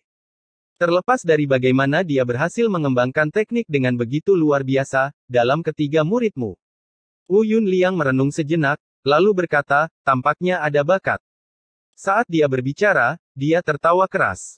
Dengan kultivasinya, dia sama sekali tidak akan menyadari bahwa kami sedang mengamatinya secara diam-diam. Namun beberapa pernyataan terakhirnya jelas merupakan pesan bagi kami. Saya menjadi gila karena ini. Bakat surgawi telah lahir, seseorang dengan karakter buruk terungkap. Meng Chaoran mengucapkan kata-kata ini dengan rasa muak atas kebohongan si Qian San. Bukan karena dia kurang peduli pada si Qian San, dia hanya tidak menyetujui metodenya. Meng Chaoran sangat kecewa padanya. Menang secara terbuka atas musuh adalah cara untuk melampaui orang lain di Jianghu. Meskipun plot dan rencana juga berhasil, niat di balik tindakannya akan sangat berbeda. Masih mungkin si Qian San bisa melintasi Jianghu dengan pintar. Hari ini jelas bahwa si Qian San bisa bertarung, tetapi dia memilih untuk dipukuli, menolak membalas itu membuat Meng Chaoran kehilangan sedikit harapan yang tersisa dalam dirinya. Pahlawan bisa bersabar, tapi mereka tidak akan pernah menjadi kuat jika mereka bertindak pengecut. Tidak berguna. Kamu sedang membicarakan si Qian San. Di mata Wu Yunliang, ada rasa dingin yang jauh. Tampaknya si Qian San telah meninggalkan kesan buruk pada Master Sekte Tianwei. Meng Chaoran menyesali. 9 puncak dan 1 taman dari Sekte Tianwei kami memiliki hampir 800 murid. Setiap master memiliki beberapa murid seperti itu. Saudara bela diri junior, jangan biarkan hal ini membebanimu jenius atau tidak berguna. Kita semua pada akhirnya akan berubah menjadi seorang tumpukan tulang kering. Dia tidak terlalu istimewa dengan pandangan yang dalam. Wu Yunliang berbicara perlahan. Di antara murid-muridmu, Chu yang lebih dari cukup untuk mengimbangi semua penyesalan sebelumnya. Anak ini, Chu Yang, memiliki metode yang kejam dan tegas, tidak hanya itu tetapi pemikirannya juga teliti. Kata-katanya, berani dan rasional. Terlebih lagi, dia memiliki terobosan dalam kultivasi. Benar-benar bakat yang langka, tidak sederhana sama sekali. Kong Jingfeng juga mengangguk setuju. Hari ini, keduanya datang untuk mengamati. Tujuan pertama adalah untuk melihat apa yang akan dilakukan murid-murid Li Jinsong. Namun yang lebih penting adalah melihat lubang yang membuat kaki Li Jianyin patah. Terakhir, untuk melihat apakah Sekte Tianwei memiliki seorang jenius dengan pikiran dan kemampuan superior, yang mereka cari selama ini. Setelah mendengar laporan Wu Qianqian, keduanya curiga bahwa Chu yang berpura-pura menjadi serigala berbulu domba. Kalau tidak, bagaimana bisa terjadi kebetulan seperti itu? Satu-satunya hal adalah, mereka sulit mempercayai bahwa ada seorang murid dengan kemampuan dan pengalaman seperti itu di generasi ke-8. Oleh karena itu mereka datang untuk menyelidiki. Namun, hari ini, setelah menyaksikan Chu yang berurusan dengan kuping, mereka segera tahu bahwa tidak perlu menyelidikinya. Itu pasti disebabkan oleh dia. Orang bernama Chu yang ini tidak diragukan lagi adalah kekuatan yang harus diperhitungkan. Keadaan Sekte Tianwei saat ini, dapat disimpulkan sebagai masalah internal dan agresi eksternal. Mereka sangat membutuhkan talenta-talenta, terutama di kalangan generasi muda. Itulah sebabnya Wu Yunliang menganggap Chu yang sangat penting. Rasa hormat inilah yang diinginkan dan ingin dicapai Chu yang melalui tindakannya. Transcending the Nine Heavens. Chapter 26 Tempering dalam Jianghu. Meng Chaoran merasa bangga setelah Wu Yunliang memuji Chu Yang, tapi setelah mendengar kata-kata cukup untuk mengimbangi semuanya, dia tidak tahu apakah harus tertawa atau menangis. Saudara bela diri tertua, kamu tampak bersemangat bahkan pada jam seperti ini, kamu masih ingin bercanda. Kenapa kamu lebih suka membuatku menangis? Meskipun Wu Yunliang sedang bercanda, dia sangat serius. Dia perlahan berkata, kamu perlu mengolah Chu Yang dengan baik. Di Sekte Tianwei kami, jumlah orang seperti dia terlalu sedikit. Meng Chaoran mengangguk dan berkata sambil menghela nafas, tidak ada cara lain sejak kita tidak kehilangan hak untuk menyandang gelar Sekte Nasional Negara Dazhao dan menderita kerugian besar dalam kekuasaan kita, tidak ada seorang pun di pengadilan mendukung kami. Lebih buruk lagi, pejabat pemerintah memperlakukan kami dengan diskriminasi dan sekte besar lainnya melecehkan kami. Murid berbakat manapun dapat dicuri atau dibunuh selama kompetisi. Nasib Sekte Tianwei sangat berbahaya. Jika kami tidak mampu lindungi bakat sekte tersebut, maka saya khawatir di generasi kita, Sekte Tianwei tidak akan ada lagi. Kata-kata Meng Chaoran mencakup beberapa peringatan dan pengingat yang sangat serius. Senyuman sedih muncul di wajah Wu Yunliang. Dia dan Kong Jingfeng saling berpandangan. Setelah wajah keriputnya perlahan mengendur, dia tersenyum dan berkata, mungkin, kamu takut kami akan menjual muridmu. Dengan ragu sesaat, Meng Chaoran berkata, kamu tidak boleh terlalu berhati-hati. Sekte Tianwei tidak lagi seperti dulu.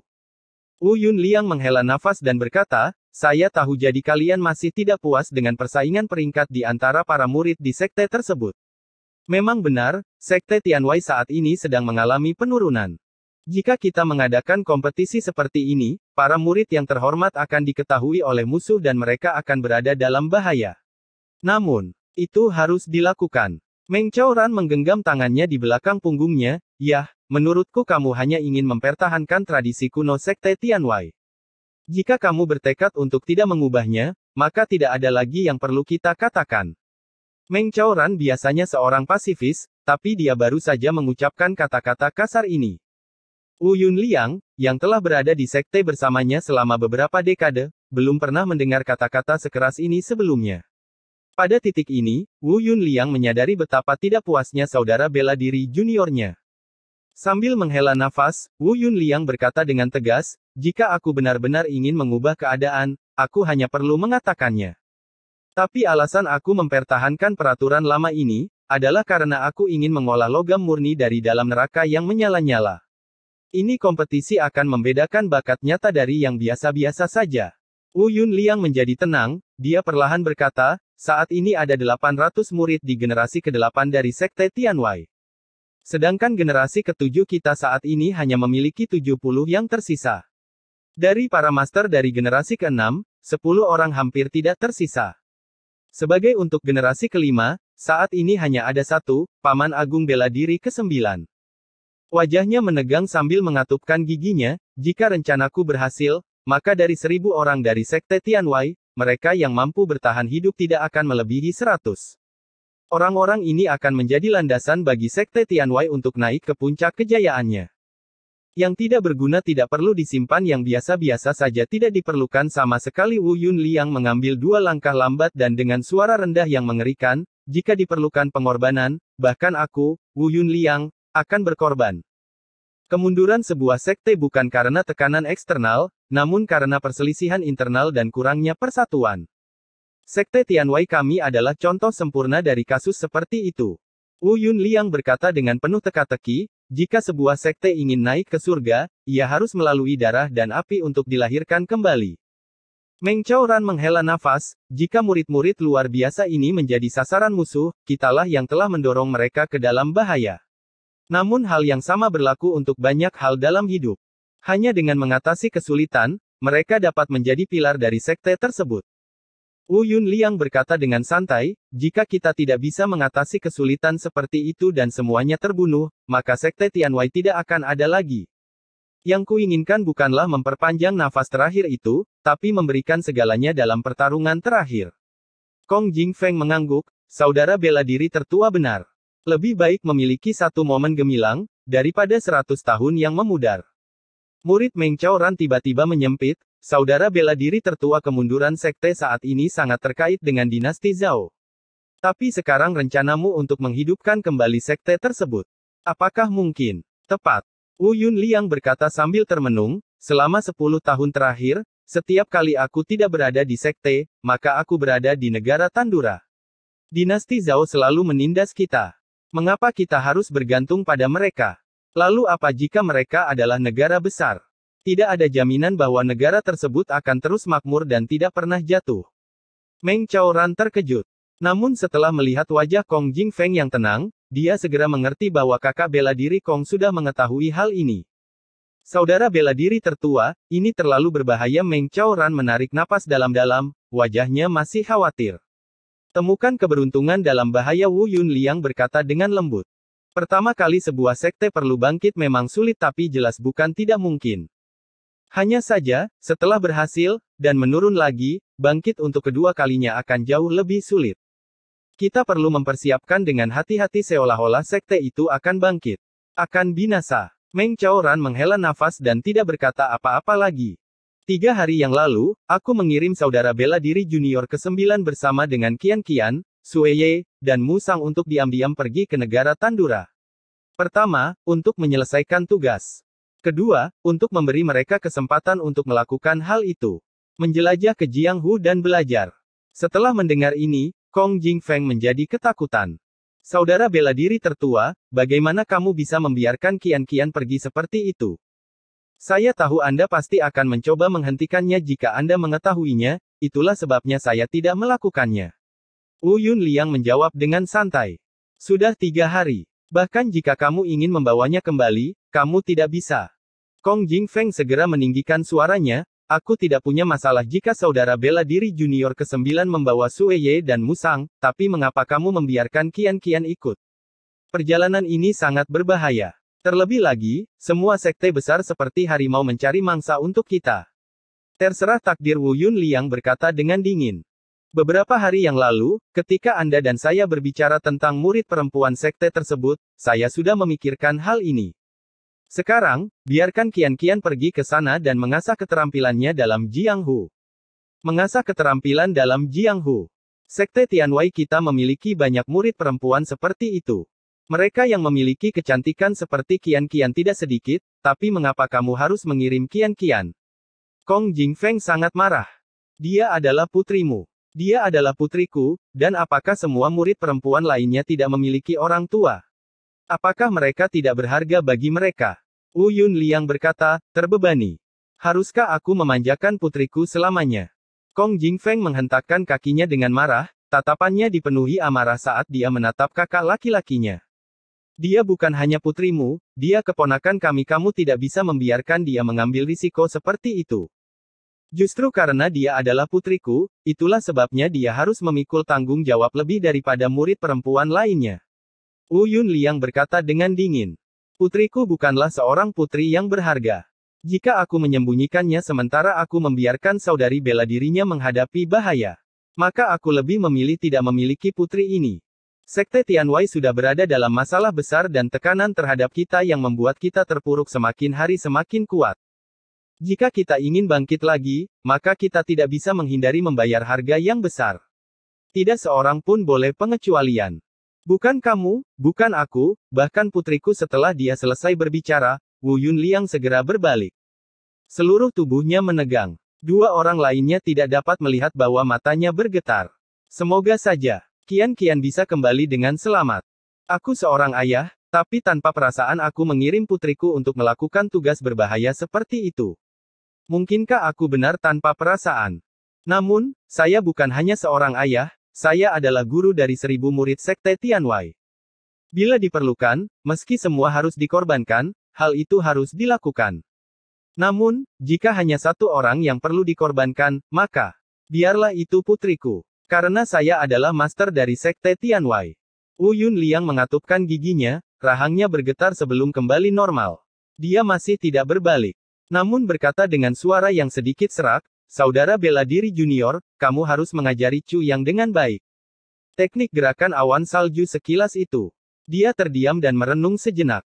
Kemudian dengan tenang berkata, biarkan dia berkultivasi dengan baik. Jika ada rahasia apapun di dalamnya, dia dapat menyimpannya untuk dirinya sendiri. Atau kalian berdua dapat menyimpannya. Tetapi Anda harus ingat, tidak ada pihak ketiga yang dapat mengetahuinya. Meng Chaoran merenung sejenak sebelum berkata, bukankah kita harus mengajarkannya kepada seluruh sekte? Jika kita mengajarkan teknik ini, kekuatan Sekte Tianwei akan meningkat 2 kali lipat. Transcending the Nine Heavens. Chapter 27 Putra Mahkota Butian. Saudara bela diri junior, kamu hanya melihat manfaatnya, tapi kamu mengabaikan risikonya. Sekte ini belum sepenuhnya ditangani. Terlebih lagi, terlalu banyak mata-mata. Berbagi rahasia berarti kita bukan satu-satunya yang mampu mengolahnya. Lebih jauh lagi, keterampilan ini akan menjadi keuntungan besar bagi musuh kita. Wu Yunliang berkata dengan santai. Oleh karena itu, sebelum semuanya selesai, kita sama sekali tidak boleh mengungkapkan hal ini kepada siapapun di luar. Terlebih lagi, kamu harus mempersiapkan teknik yang baik untuk dia gunakan untuk mengalihkan musuh. Ya, Meng Chaoran mengangguk mengerti. Ketika dia mengucapkan kata-kata itu membuktikan bahwa situasi Sekte Tianwei saat ini sangatlah kritis. Hal ini juga menunjukkan bahwa spekulasi sebelumnya agak terlalu optimis. Dulu mengalihkan siapa? Saat ini, tidak ada seorang pun dari luar yang mengetahuinya. Hanya beberapa murid kakak bela diri kedua yang mengetahuinya, namun dia masih ingin mengalihkan perhatiannya. Kemudian, juga, telapak tangan suci absolut 7 warna milik Chu Yang. Bagaimana dia mengolah ki dingin? Ini sangat aneh. Tapi tetap saja, jangan ganggu dia tentang hal itu. Wu Yunliang berkata sambil berpikir. Mari kita tunggu sampai kultivasinya mencapai tingkat yang lebih tinggi. Setelah itu, kami akan mengizinkannya memasuki tempat pertemuan 7 warna dan meningkatkan kultivasinya lebih jauh. Muridku ini, meskipun bakatnya setinggi langit, namun saat ini kekuatan bela dirinya masih sangat lemah. Kita sebaiknya tidak memanfaatkannya dulu. Aku perlu mengevaluasi semuanya terlebih dahulu. Meng Chaoran menjawab seolah masih berpikir. Saudara bela diri junior Meng, saya sebelumnya telah merencanakan bahwa murid Anda si Qian-san akan menjadi pilihan yang cocok dengan perencanaannya yang matang. Tapi sekarang tampaknya si Qian-san tidak dapat digunakan. Namun, Chu Yang, Wu Yunliang tersenyum. Kita bisa memanfaatkannya. Menggunakan. Alis Meng Chaoran terangkat. Tatapannya menjadi tajam. Saat ini, kami tidak memiliki sumber daya apapun di dalam negara Tandura. Sekte kami perlu memiliki seseorang yang secara diam-diam dapat mengetahui asal-usul kami. Wu Yunliang berkata pelan. Setelah penampilan Chu yang hari ini, tidak ada keraguan bahwa dia adalah pilihan yang tepat. Bagaimana kalau kita mengirim dia sebagai delegasi? Meng Chaoran tercengang dan tidak berbicara lama. Akhirnya, dia berkata, tidak ada keraguan bahwa ini adalah peluang bagus. Tapi ini juga merupakan jalan yang berbahaya. Negara-negara seperti Tandura memiliki ahli bela diri yang tak terhitung jumlahnya. Begitu ditemukan, kita akan dibanjiri bencana. Chu yang masih terlalu jauh. Mudah kuharap kakak bela diri tertua akan memikirkan kembali keputusan ini dengan hati-hati. Bagaimana kamu bisa menjadi seorang talenta tanpa melewati badai? Kata Wu Yunliang. Selalu hidup di batas antara hidup dan mati dan berjuang dalam bahaya ekstrim, begitulah cara Anda menjadi seseorang yang mampu berjemur di alam pegunungan dan awan. Selanjutnya, saya jamin, murid lain mungkin akan terekspos, tapi Chu yang tentu saja tidak. Ketika dia selesai berbicara, dia melirik ke arah Kong Jingfeng. Keduanya mengucapkan selamat tinggal pada Meng Chaoran dan pergi. Saat kedua siluet itu menghilang dari pandangan, Meng Chaoran berdiri dengan sedih di depan taman bambu ungu. Sekilas, wajahnya tampak agak muram. Meng Chaoran menghela nafas. Dia bergumam, saudara bela diri sulung, ada beberapa hal yang tidak dapat dicapai dengan kekuatan sekte seperti kita. Dua negara sedang berkonflik, sekte Tianwei kita sangatlah kecil dalam rencana besar. Apa yang sebenarnya bisa kita lakukan? Kita terpaksa mengambil risiko, tapi menaruh semua harapan pada satu keranjang sungguh tidak terpikirkan. Hanya satu kesalahan yang akan mengakibatkan banyak korban jiwa, mungkin nyawa akan hilang. Terlalu banyak perencanaan dan segalanya akan gagal selain itu. Sekte Tianwei saat ini tidak dalam kondisi untuk mengambil pertaruhan sebesar itu. Meng Chaoran memiliki perasaan tidak enak seolah-olah seluruh dunia sedang diangkat ke dalam pusaran besar dengan sekte Tianwei tepat di tengahnya menunggu untuk dihancurkan kapan saja. Pusaran ini sebenarnya dipicu berkali-kali oleh sekte Tianwei sendiri. Bahkan sampai menggunakan kekuatan penuhnya untuk membantunya. Tiga langit bawah membentang sejauh triliunan mil. Pada pusatnya, ada tiga negara. Semakin jauh keluar, Anda akan jauh dari semua pertempuran. Di antara ketiga negara ini, negara Dazhao benar-benar sesuai dengan namanya. Itu memiliki wilayah terluas. Kekuatan bangsanya luar biasa, rakyatnya sejahtera. Ia juga mengambil langkah-langkah untuk memperluas perbatasannya di semua sisi dengan impian menyatukan semua yang ada di bawah langit. Dua negara lainnya adalah negara Tandura dan negara Wuji. Kedua negara ini, meskipun memiliki kekuatan yang kuat, namun jauh lebih lemah dibandingkan dengan negara Dazhao. Mereka juga dianggap sebagai mangsa yang didambakan oleh negara bagian Zhao. Baru-baru ini, terjadi perebutan perbatasan di perbatasan ketiga negara. Pada titik ini, di ibu kota negara Tandura, kota Tandura, muncul 4 pengendara yang kelelahan di gerbang kota. Seorang pria parubaya, 2 pria muda dan seorang wanita muda mengenakan topeng sutra hitam. Di tubuh mereka ada noda darah. Mereka saling memandang dan orang parubaya itu menghela nafas panjang dan berkata, kita akhirnya sampai di sini. Qian, kamu baik-baik saja. Dia berbicara seolah beban berat baru saja diangkat dari dadanya. Saya baik-baik saja, kata Wu Qian, suaranya memperlihatkan kelelahannya. Kami lebih sering diserang kali ini. Saya tidak mengerti apa yang terjadi. Keberadaan kami dirahasiakan. Pasti ada yang tidak beres. Pria parubaya ini adalah kepala puncak ke-9 dari sekte Tianwei, menginjak puncak awan, Bao Kuanglei. Bao nama keluarga yang relatif jarang yang diterjemahkan berarti kekerasan. Bao Kuanglei adalah karakter yang berani dan terhormat yang sebanding dengan Wu Yunliang. Meski berhati-hati dalam bekerja, ia tidak takut mengambil risiko. Apalagi saat itu dia sangat teliti. Nama Bao sepertinya tidak cocok dengan karakternya sama sekali.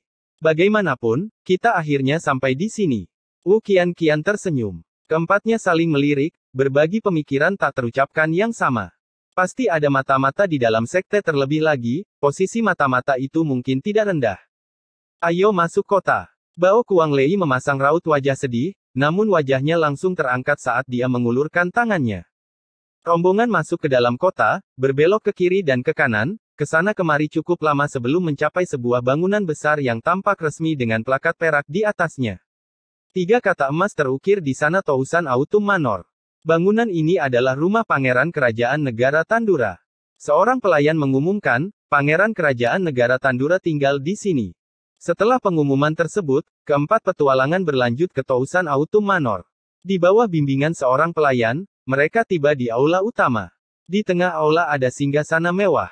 Seorang pemuda memiliki aura seperti batu giok yang berharga, saat dia mengenakan pakaian kuning yang lembut, membaca dengan penuh perhatian. Alisnya yang panjang mencapai garis rambutnya. Wajahnya seperti mutiara dan di atas kepalanya yang berambut hitam, ada sebuah mahkota yang terlihat jelas. Sekilas, pemuda ini tampak sedikit kurus, lemah, dan bahkan mungkin penakut terhadap orang lain. Tapi jika kau melihat lebih dekat pada cara dia memegang bukunya, maka kau akan menyadari bahwa ada stabilitas ekstrim pada pose itu. Dia memegang. Wajahnya lembut dan tenang, bahkan banci hingga membuat orang ingin melindunginya. Begitu mendekati pemuda ini, ada perasaan seolah-olah sedang berdiri di depan bulan, begitu tinggi dan jauh dari jangkauan. Sepertinya kekuasaan atas semua kehidupan di bawah langit dipegang oleh tangan kurus yang kokoh itu. Setelah mendengar perkenalan dari pelayan tersebut, pemuda ini meletakkan bukunya dan perlahan mengangkat kepalanya untuk melihat keempat orang tersebut. Wajahnya memperlihatkan senyuman, seperti angin musim semi yang menghalau salju musim dingin, dan berbicara dengan damai, "Kamu harus melakukan perjalanan jauh untuk menjadi tamuku. Silakan duduk." Bao Kuanglei segera berkata, "Terima kasih, Yang Mulia." Kemudian dia dan ketiga muridnya duduk di samping. Pemuda ini adalah Pangeran Negara Tandura Tai Butian. Pada saat ini, matanya menatap keempat orang. Dia tiba-tiba tersenyum, alisnya terangkat, dan dia berkata dengan santai, "Sepertinya perjalananmu tidak nyaman." "Kamu benar. Tempat itu penuh dengan pembantaian dan bahaya." Bao Kuanglei menjawab dengan tenang. Mereka adalah anggota sekte tersebut dan bukan anggota istana. Ketika berbicara dengan pangeran, mereka tidak perlu membungkuk atau bertingkah laku secara seremonial. Namun, Sue Yemeng dan Qin Mu Sang agak tegang. "Haha, sepertinya seseorang diam-diam telah mengambil tindakan." Tai Butian tersenyum lembut. Matanya, seperti tawanya yang perlahan menghilang, perlahan menyempit. Dia menyatukan kedua telapak tangannya dan berkata perlahan, "Tolong yakinlah bahwa hal seperti itu tidak akan pernah terjadi di negara Tandura." Meskipun fisiknya kurus dan lemah serta dia tidak terlalu tinggi, ketika dia menyatukan kedua telapak tangannya, dia berdiri dan tatapan dinginnya menyapu cakrawala dengan aura seseorang yang bisa memerintah segala sesuatu di bawah langit seolah-olah, hanya dengan berdiri, segala sesuatu akan tunduk hormat di kakinya. Bao Kuanglei terkejut, dia akhirnya memahami keputusan kakak laki-laki tertuanya. Hanya dengan melihat aura sang pangeran ketika dia berdiri sudah cukup untuk memastikan bahwa dia akan menjadi pahlawan legendaris. Transcending the Nine Heavens. Chapter 28 Pengawas Tirani. Kamu harus tinggal dan istirahat di sini sekarang. Besok pagi, aku akan memberi tahu ayahku secara pribadi. Jika dia setuju, maka kita akan segera melanjutkan. Tai Butian berkata sambil tersenyum. Tadi penampilannya seperti pedang yang memancarkan aura kekuasaan dan kesombongan. Namun setelah dia tersenyum, seluruh sikapnya menjadi lembut dan intim, membuat orang lain merasa seperti sedang berjemur di bawah sinar matahari pagi. Dia tidak menggunakan trik apapun untuk mempengaruhi hati orang. Cara dia berbicara secara alami sudah cukup membuat semua orang yang berhubungan dengannya merasa menyesal mengapa mereka tidak melayaninya. Ya, Bao Kuanglei menggigil. Dia tidak bisa tidak mengevaluasi kembali pangeran ini di tingkat yang lebih tinggi. Meskipun usianya sudah tua, ia bukanlah individu yang sederhana. Sejak kelahirannya, Bao Kuanglei telah bertemu dengan berbagai macam orang. Namun, dia belum pernah bertemu siapapun yang bisa dibandingkan dengan pangeran ini. Sudah jelas mengapa orang-orang memujinya sebagai talenta nomor satu yang diutus surga dari tiga langit bawah sepanjang masa. Sebelum bertemu Tai Butian, Bao Kuanglei tidak memperhatikan pujian tersebut. Dalam hidup, bagaimana bisa ada bakat yang diturunkan dari surga? Hanya melalui pendidikan yang baik dan menjalani pelatihan yang keras dibandingkan orang normal, seseorang bisa menjadi kuat. Jika Anda belajar memerintah sejak kecil, lama-kelamaan aura Anda pasti akan dianggap di atas rata-rata. Adapun talenta kiriman surga nomor satu. Tidak ada kekurangan talenta kiriman surga di dunia ini. Namun, saat ini, dia percaya. Dari keanggunan yang seolah meresap ke dalam tulangnya hingga keagungan yang seolah terpancar dari jiwa. Setiap tindakan, mulai dari mengangkat tangan hingga merentangkan kaki, begitu alami dan memancarkan rasa keagungan sehingga membuat orang Jianghu seperti Bao Kuanglei gemetar dalam jiwanya. Taman Bambu Ungu Sekte Tianwei.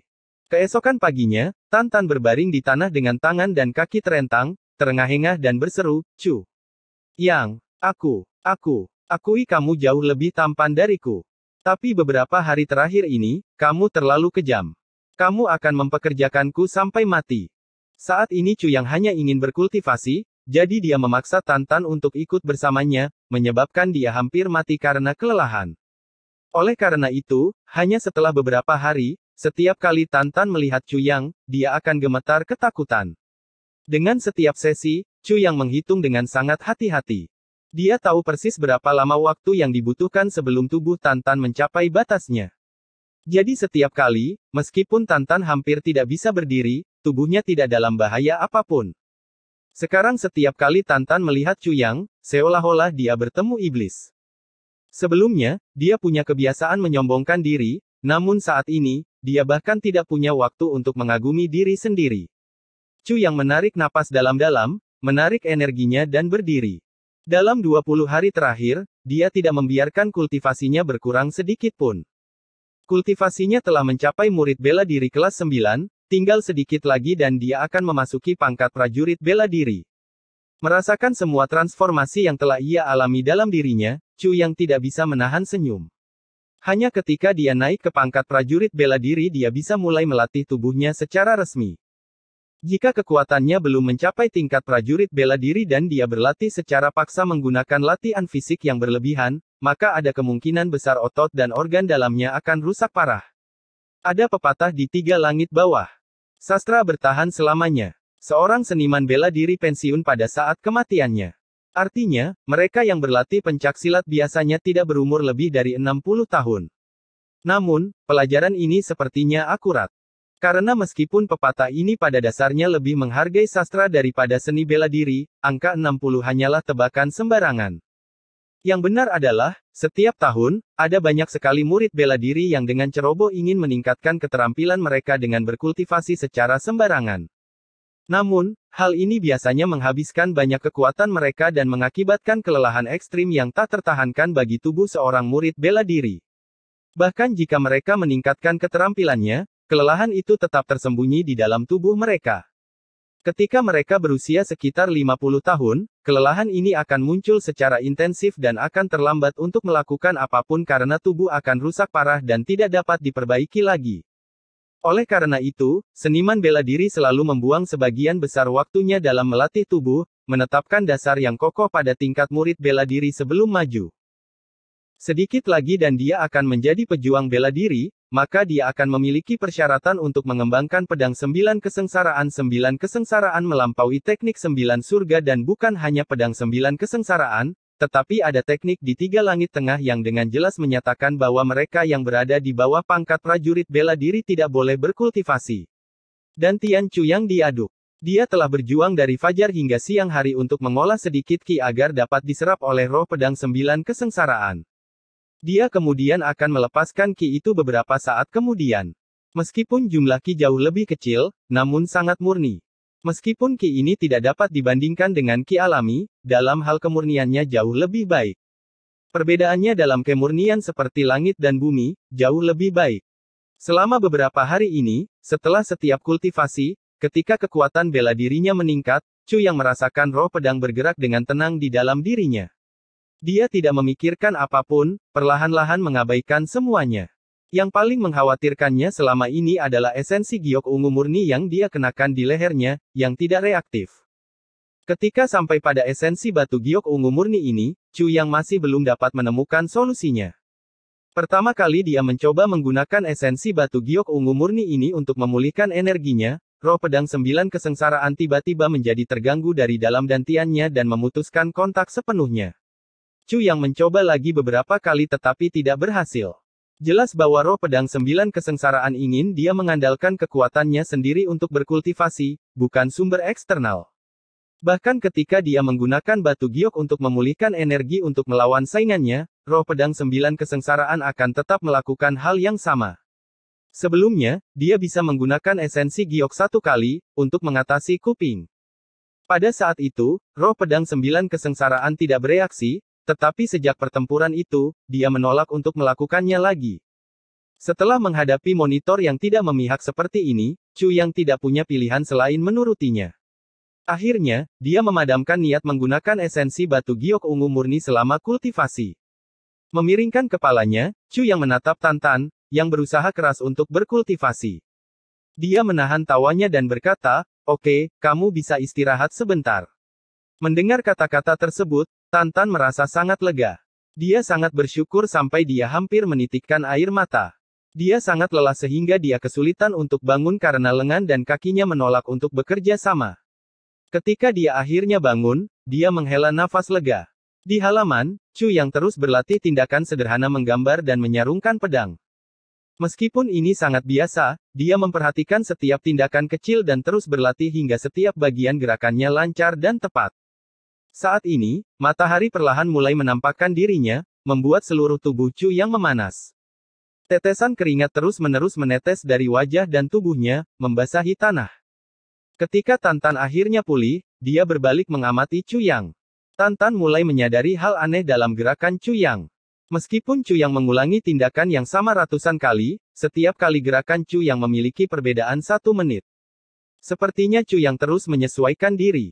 Dari awal, tindakannya tampak sedikit tidak wajar, hingga kemudian menjadi cair dan akhirnya muncul sebagai kilatan cahaya.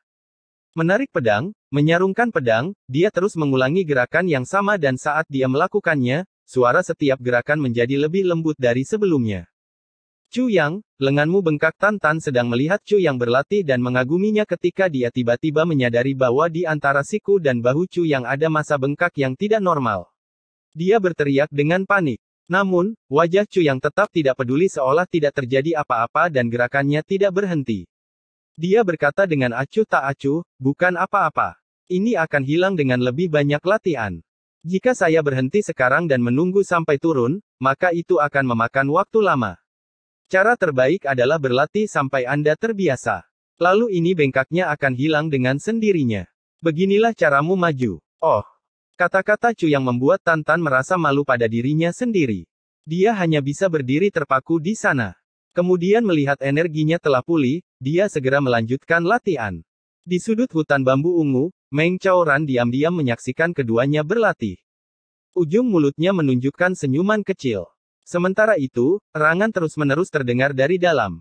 Itu adalah suara si Qiansan yang tersiksa oleh rasa sakit. Dia terbaring di tempat tidur selama 20 hari terakhir. Orang-orang kuping kejam. Hari itu mereka tidak hanya mematahkan tulang rusuk si Qiansan tetapi juga tulang pahanya. Setidaknya untuk 3 bulan ke depan, si Qiansan tidak akan bisa berlatih. Dan dalam setengah tahun berikutnya, dia tidak akan bisa menggunakan seni bela dirinya. Namun, pada saat itu, kompetisi peringkat untuk murid-murid Sekte Tianwei akan berakhir.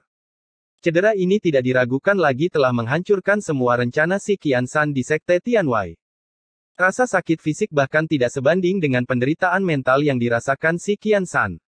Namun yang aneh adalah, dia tidak membenci orang yang menyakitinya, dia membenci Chu Yang.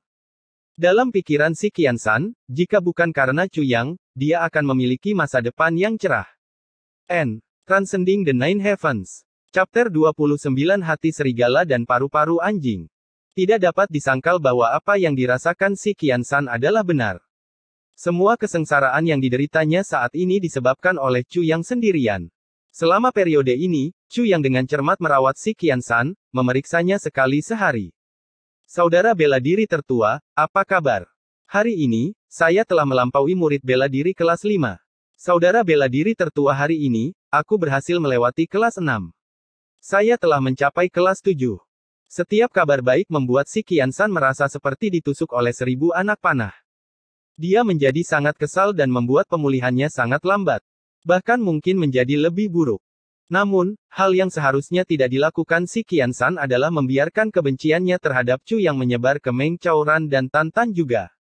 Kebencian ini begitu dalam hingga meresap ke tulangnya. Bagaimana Chu yang bisa berkembang begitu cepat? Itu pasti merupakan bantuan dari Meng Chaoran. Tuannya pasti memberinya semacam ramuan khusus untuk mempercepat kultivasi. Saya telah bersamanya selama bertahun-tahun dan dia tidak memberikannya kepada saya. Sebaliknya, dia memberikannya kepada Chu Yang. Itu pasti kebencian di hati si Qiansan berangsur-angsur bertambah parah, hingga menjadi tak terukur. Di hari-hari berikutnya, meski sikapnya acuh tak acuh, Meng Chaoran memperlakukan si Qiansan dengan penuh perhatian dan perhatian. Dia tidak ragu-ragu menggunakan energinya sendiri untuk menyembuhkan meridian si Qiansan serta membantu mengurangi rasa sakitnya. Selain itu, dia berusaha keras mencari obat untuk membantu si Qiansan pulih. Namun, kebencian si Qiansan telah mengaburkan penilaiannya. Dia bahkan mengertakkan gigi karena marah pada tuan yang telah memberinya begitu banyak uang dengan biaya sendiri. Jadi, si Qiansan sangat ingin membalas dendam. Di luar kamar si Qiansan, ada sebuah kolam kecil, kira-kira berukuran setengah ruangan dan kedalamannya sedikit lebih dari 1 meter. Air yang mengalir dari puncak bergerak lewat sini sebelum melanjutkan ke bawah membuat aliran berkelok-kelok melewati pegunungan. Air di kolam ini begitu jernih hingga dasarnya terlihat. Setiap hari Chu Yang dan yang lainnya minum dari sini. Si Qiansan berusaha bangkit dari tempat tidurnya, diam-diam mengeluarkan bungkusan kertas dari bawah tempat tidurnya. Ini adalah bubuk hamburan jiwa sebelum fajar, campuran dari 5 racun yang sangat beracun, tanpa rasa atau warna apapun. Namun yang terpenting, tanpa obat penawar yang diketahui ketika dicampur dengan makanan, ini menjadi rasa tambahan yang luar biasa yang berfungsi untuk merangsang nafsu makan Anda. Bibir si Qiansan bergetar bahkan jari-jarinya gemetar karena gugup. Namun, dia tetap teguh pada tekadnya. Dia meraih lilin di samping tempat tidurnya. Dengan tangan kanannya, dia mematahkan sebagian lilin. Wajahnya tampak berganti-ganti antara merah dan putih, seolah hatinya sedang berkonflik. Namun, tangannya tidak berhenti saat mengosongkan seluruh bungkusan racun ke dalam pil lilin yang baru terbentuk. Setelah itu, dia menyembunyikan semuanya di bawah selimut. Jika aku tetap seperti ini, kalian juga tidak akan hidup dengan baik bagaimanapun. Aku terluka parah, bahkan jika semua orang di sini mati, tidak ada yang akan mencurigaiku. Jika Taman Bambu Ungu hanya menyisakan aku, maka Master Sekte pasti akan menunjukkan perlakuan istimewa. Dengan begitu saya masih punya kesempatan. Bahkan jika saya tidak bisa lagi bersandar pada Meng Chaoran, saya masih bisa sukses. Mati kalian semua bisa pergi dan mati saja. Pada titik ini, si Qiansan rupanya memasuki keadaan hiruk-pikuk. Matahari perlahan naik ke puncaknya, si Qiansan mendengarkan, lalu mengatupkan giginya. Sebuah wadah kecil terbang keluar dari tangannya. Celepuk itu jatuh ke dalam kolam. Si Qiansan menghela nafas lega. Dia merosot di tempat tidurnya. Ada ekspresi cemas sekaligus malu di matanya. Namun segera setelah itu, dia menjadi gila. Dia mengatupkan giginya, tangannya mencengkeram erat selimut, membuat lubang di dalamnya. Sesaat kemudian, dia akhirnya santai. Senyuman muncul di wajahnya, mengungkapkan kesenangan dan kepuasannya. Air di kolam mengalir terus-menerus, jika racunnya langsung dikeluarkan maka efeknya akan memudar.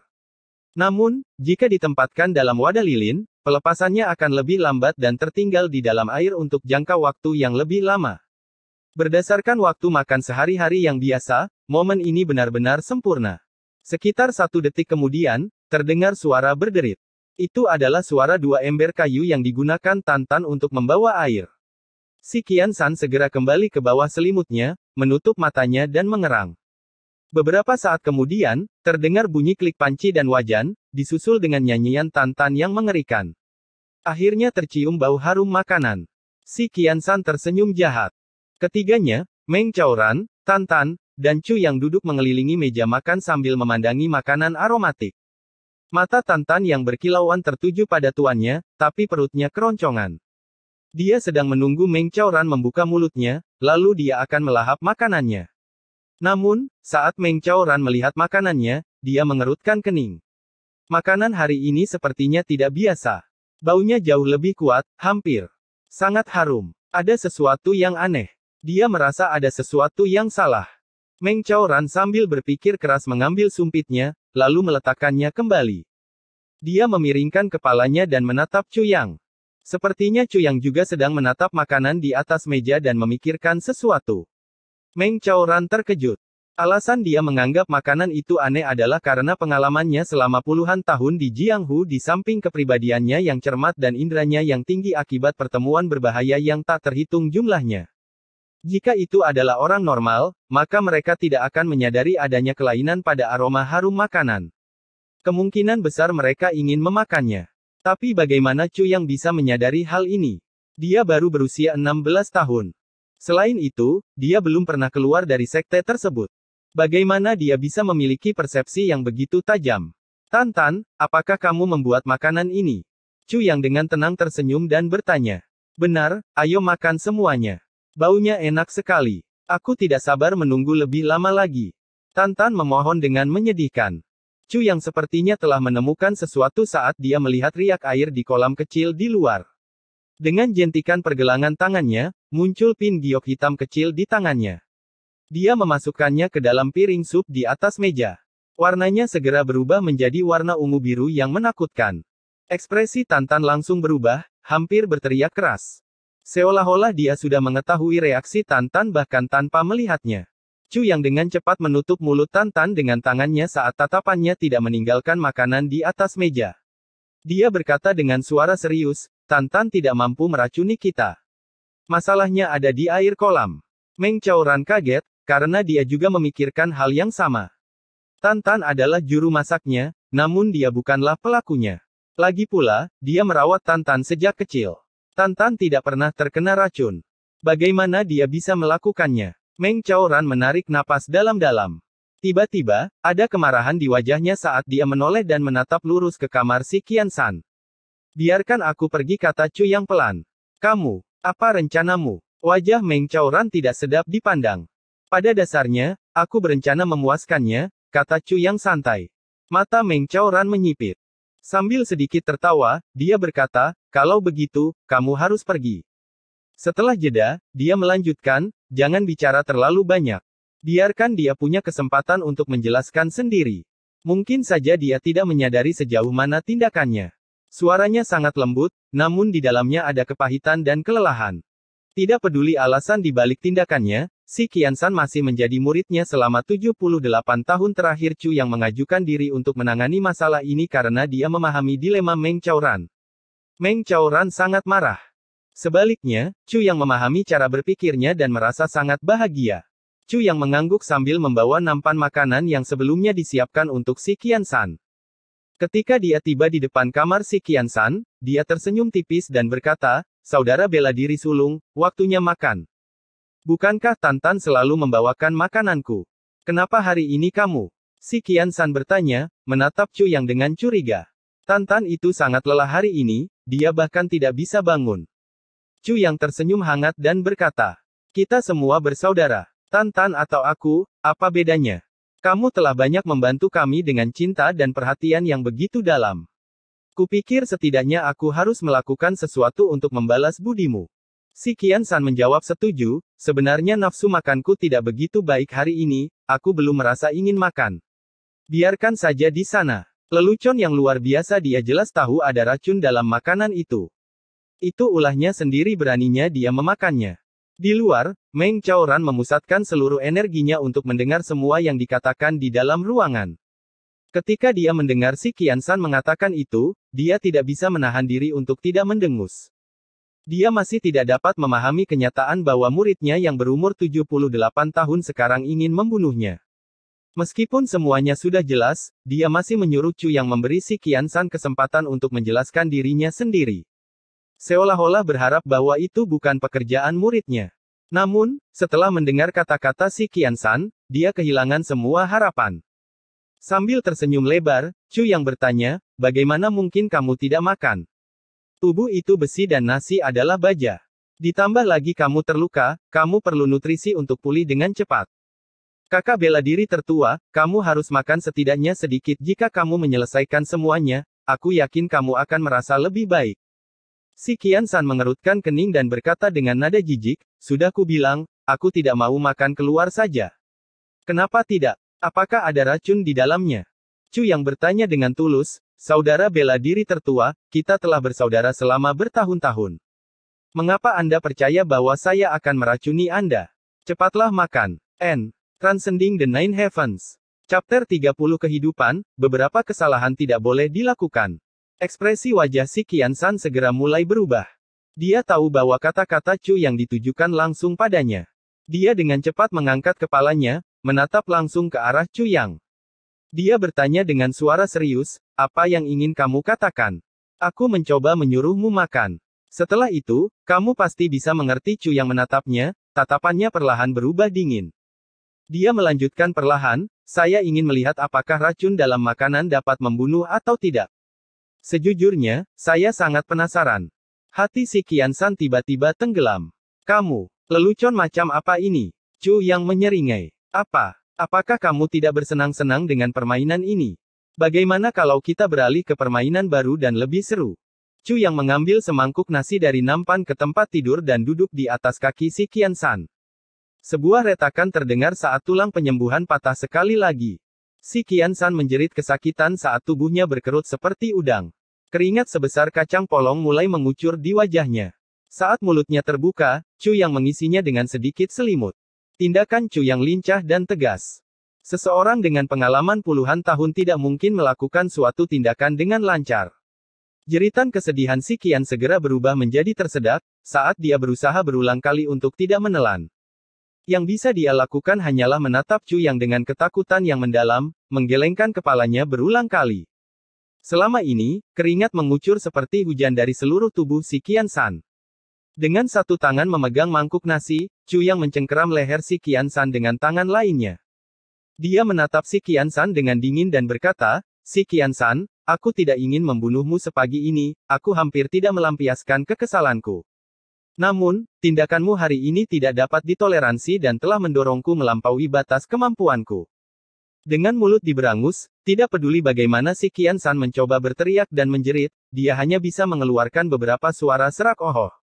Matanya dipenuhi dengan kebencian dan ketakutan saat dia berjuang dalam upaya terakhirnya, membuat dirinya lebih kesakitan daripada bantuan karena luasnya luka-lukanya. Si Qian San, jangan bicara tentang caramu memperlakukan Tan dan aku beberapa tahun terakhir ini. 8 tahun yang lalu, kamu dan keluargamu dirampok oleh bandit, hidupmu tergantung pada seutas benang dan adikmu hampir diperkosa oleh mereka. Gurulah yang muncul tepat waktu, menyelamatkan keluarga Anda. Setelah itu, keluarga Andalah yang memohon kepada guru untuk menerima Anda sebagai murid. Guru mengira Anda tampak seperti orang yang baik dan mengabulkan permintaan mereka. Dia lalu menerima Anda dan mengajari Anda seni bela diri. Namun kini, Anda bukan hanya tidak menghargai kebaikannya, Anda bahkan membalasnya dengan menggunakan racun untuk mencoba membunuhnya. Apakah kamu bahkan manusia? Chu Yang menegur, kamu memang hati serigala dan paru-paru anjing. Rasa malu muncul di mata si Qian San, tapi menghilang secepat kemunculannya.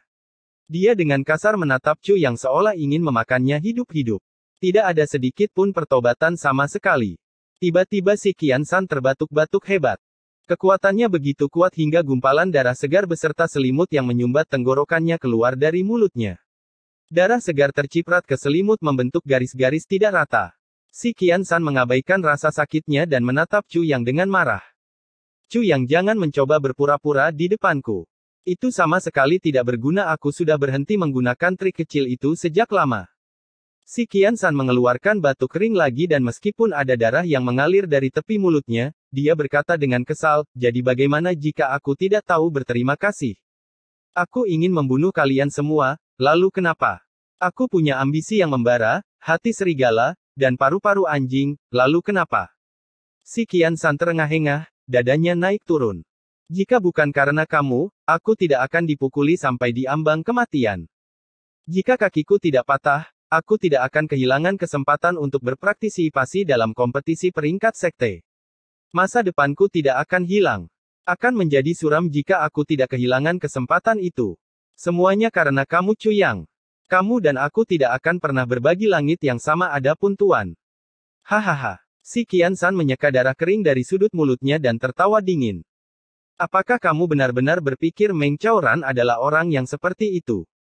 Dia menyelamatkan keluargaku karena dia terpesona oleh kecantikan adikku. Jika aku tidak mengetahuinya tepat waktu dan segera menikahkannya dengan orang lain, maka dia akan jatuh ke tangannya. Biasanya dia bertingkah terhormat, tapi di dalam hatinya, dia pastilah seorang bajingan. Terkadang, di malam hari, dia terus memanggil, "Cucu. Cucu." Apakah dia pikir aku tidak akan bisa mendengar? Cucu adalah nama panggilan kakakku, dia benar-benar tidak bisa diperbaiki. Tampaknya si Qian San tahu bahwa nasibnya telah ditentukan setelah apa yang dia coba lakukan hari ini. Jadi dia mengungkapkan semua kebencian yang ada di dalam hatinya. Di ruang makan sebelah, setelah mendengar kata-kata ini, seluruh tubuh Meng Chaoran gemetar dan wajahnya menjadi pucat. Retakan. Cangkir teh di tangan Meng Chaoran pecah. Pecahan-pecahan kecil itu jatuh melalui celah jari-jarinya. Tiba-tiba, rambut Meng Chaoran berdiri tegak. Dia menghela nafas, yang terbang menuju pintu, tanpa sengaja menciptakan lubang besar. Hahaha, aku benar. Orang tua ini. Betapa kehebatan dan kemurahan hatinya. Hahaha, kata si Qian San sambil tertawa dengan kegilaan. Chu Yang berteriak dan bergegas maju untuk menyerang si Qian San. Kekuatan. Bahkan sebelum telapak tangan Chu Yang diturunkan, dinding yang memisahkan kedua ruangan itu pecah, menyebarkan debu kemana-mana. Meng Chaoran bergegas masuk ke kamar dan meraih pergelangan tangan Chu Yang. Dia tahu bahwa Chu Yang tidak akan bisa mengendalikan dirinya sendiri dan memutuskan bahwa sudah waktunya untuk campur tangan. Orang tua, apakah kamu ingin mengatakan sesuatu yang lain? Ketika si Qiansan melihat Meng Chaoran, tubuhnya secara naluriah gemetar ketakutan. Namun, satu-satunya hal yang tetap agresif adalah nada suaranya. Meng Chaoran perlahan melepaskan cengkeramannya di pergelangan tangan Chu Yang. Dia menarik napas beberapa kali dan segera pulih. Matanya menatap si Qiansan tanpa simpati. Dia berkata perlahan, "Si Qiansan, mulai saat ini, kamu dikeluarkan dari sekte." Si Qiansan tertawa keras. "Oh, Meng Chaoran, Meng Chaoran. Apakah kamu dengan tulus percaya bahwa pada saat ini aku masih perlu menjadi muridmu? Aku lebih suka tidak melakukannya." Tatapan Meng Chaoran menjadi lebih dingin, namun dia terus berbicara dengan tenang, "Si Qiansan, meskipun kakakmu cantik, dia tidak membuatku terpesona hingga aku terobsesi padanya." Sambil tertawa, si Qiansan mengejek, "Apakah kamu gila? Kenapa lagi kamu memanggil nama adikku dalam tidurmu?" Mata Meng Chaoran berkilat marah namun segera digantikan dengan rasa kasihan. "Itu bukan nama adikmu. Tahun ini aku berusia 48 tahun dan 8 tahun yang lalu aku berumur 40 tahun dan adikmu baru berusia 15 tahun. Meskipun dia tidak jelek, aku, Meng Chaoran, tidak akan pernah merendahkan diri serendah itu." Meng Chaoran tertawa datar, "Aku memang memanggil cucu. Namun, yang kumaksud bukan adikmu, cucu. Melainkan Ye Chu Chen, istriku, cinta dalam hidupku. Kita telah berpisah selama 20 tahun sekarang. Tidak pernah ada momen di mana aku tidak memikirkan dia." Meng Chaoran berkata dengan dingin, "Sebenarnya, alasan aku menyelamatkan keluargamu tahun itu, adalah karena namanya dan nama kakakmu terdengar mirip. Jiang Hu selalu penuh dengan orang-orang kuat yang menindas yang lemah. Aku tidak pernah tertarik bahkan untuk ikut campur dalam masalah ini. Urusan orang lain." Kata-kata Meng Chaoran membuat si Qiansan tersedak, kehilangan kata-kata. Saat ini, semuanya menjadi jelas. Tiba-tiba masuk akal mengapa suara Tuan menjadi aneh setiap kali dia menyebut nama itu. Lagi pula, itu bukan nama saudara perempuannya. Tiba-tiba, si Qiansan dipenuhi penyesalan. Dia melewati tahun-tahun yang penuh dengan ketidakpercayaan dan kebencian, namun ternyata, itu semua disebabkan oleh kesalahpahaman. Meng Chaoran menarik napas dalam-dalam sebelum berbicara dengan santai, "Jangan salah paham. Alasan aku menjelaskan segalanya padamu bukan demi dirimu, ini akan menjadi perpisahanku padamu." Meskipun kata-kata Meng Chaoran tampak kontradiktif, Chu Yang, sebagai pihak netral yang tidak terlibat dalam konflik ini, memahami niatnya. Meng Chaoran menjelaskan segalanya kepada Chu Yang karena dia juga tidak ingin muridnya salah paham atau orang lain salah memahami cinta berharga yang dia simpan di dalam hatinya. Oleh karena itu dia membutuhkan seseorang untuk menjadi saksinya. Bertahun-tahun telah berlalu, namun tidak ada yang bisa menggoyahkan cinta di hati Meng Chaoran. Si Qiansan kemudian menyadari bahwa dia telah mengungkapkan penderitaan terbesar Meng Chaoran. Wajahnya berubah saat dia berteriak, "Guru! Saya salah. Saya bingung. Saya layak mati. Mohon maafkan saya. Sudah terlambat dalam hidup ini, ada beberapa kesalahan yang tidak boleh kamu lakukan. Dan jika kamu melakukannya, maka kamu harus membayar dengan nyawamu." Meng Chaoran menggelengkan kepalanya dengan dingin dan perlahan mengulurkan tangannya. Tatapannya tetap tenang dan tegas saat dia mengabaikan permohonan pengampunan si Qiansan, bertekad untuk menghilangkan masalah di masa depan.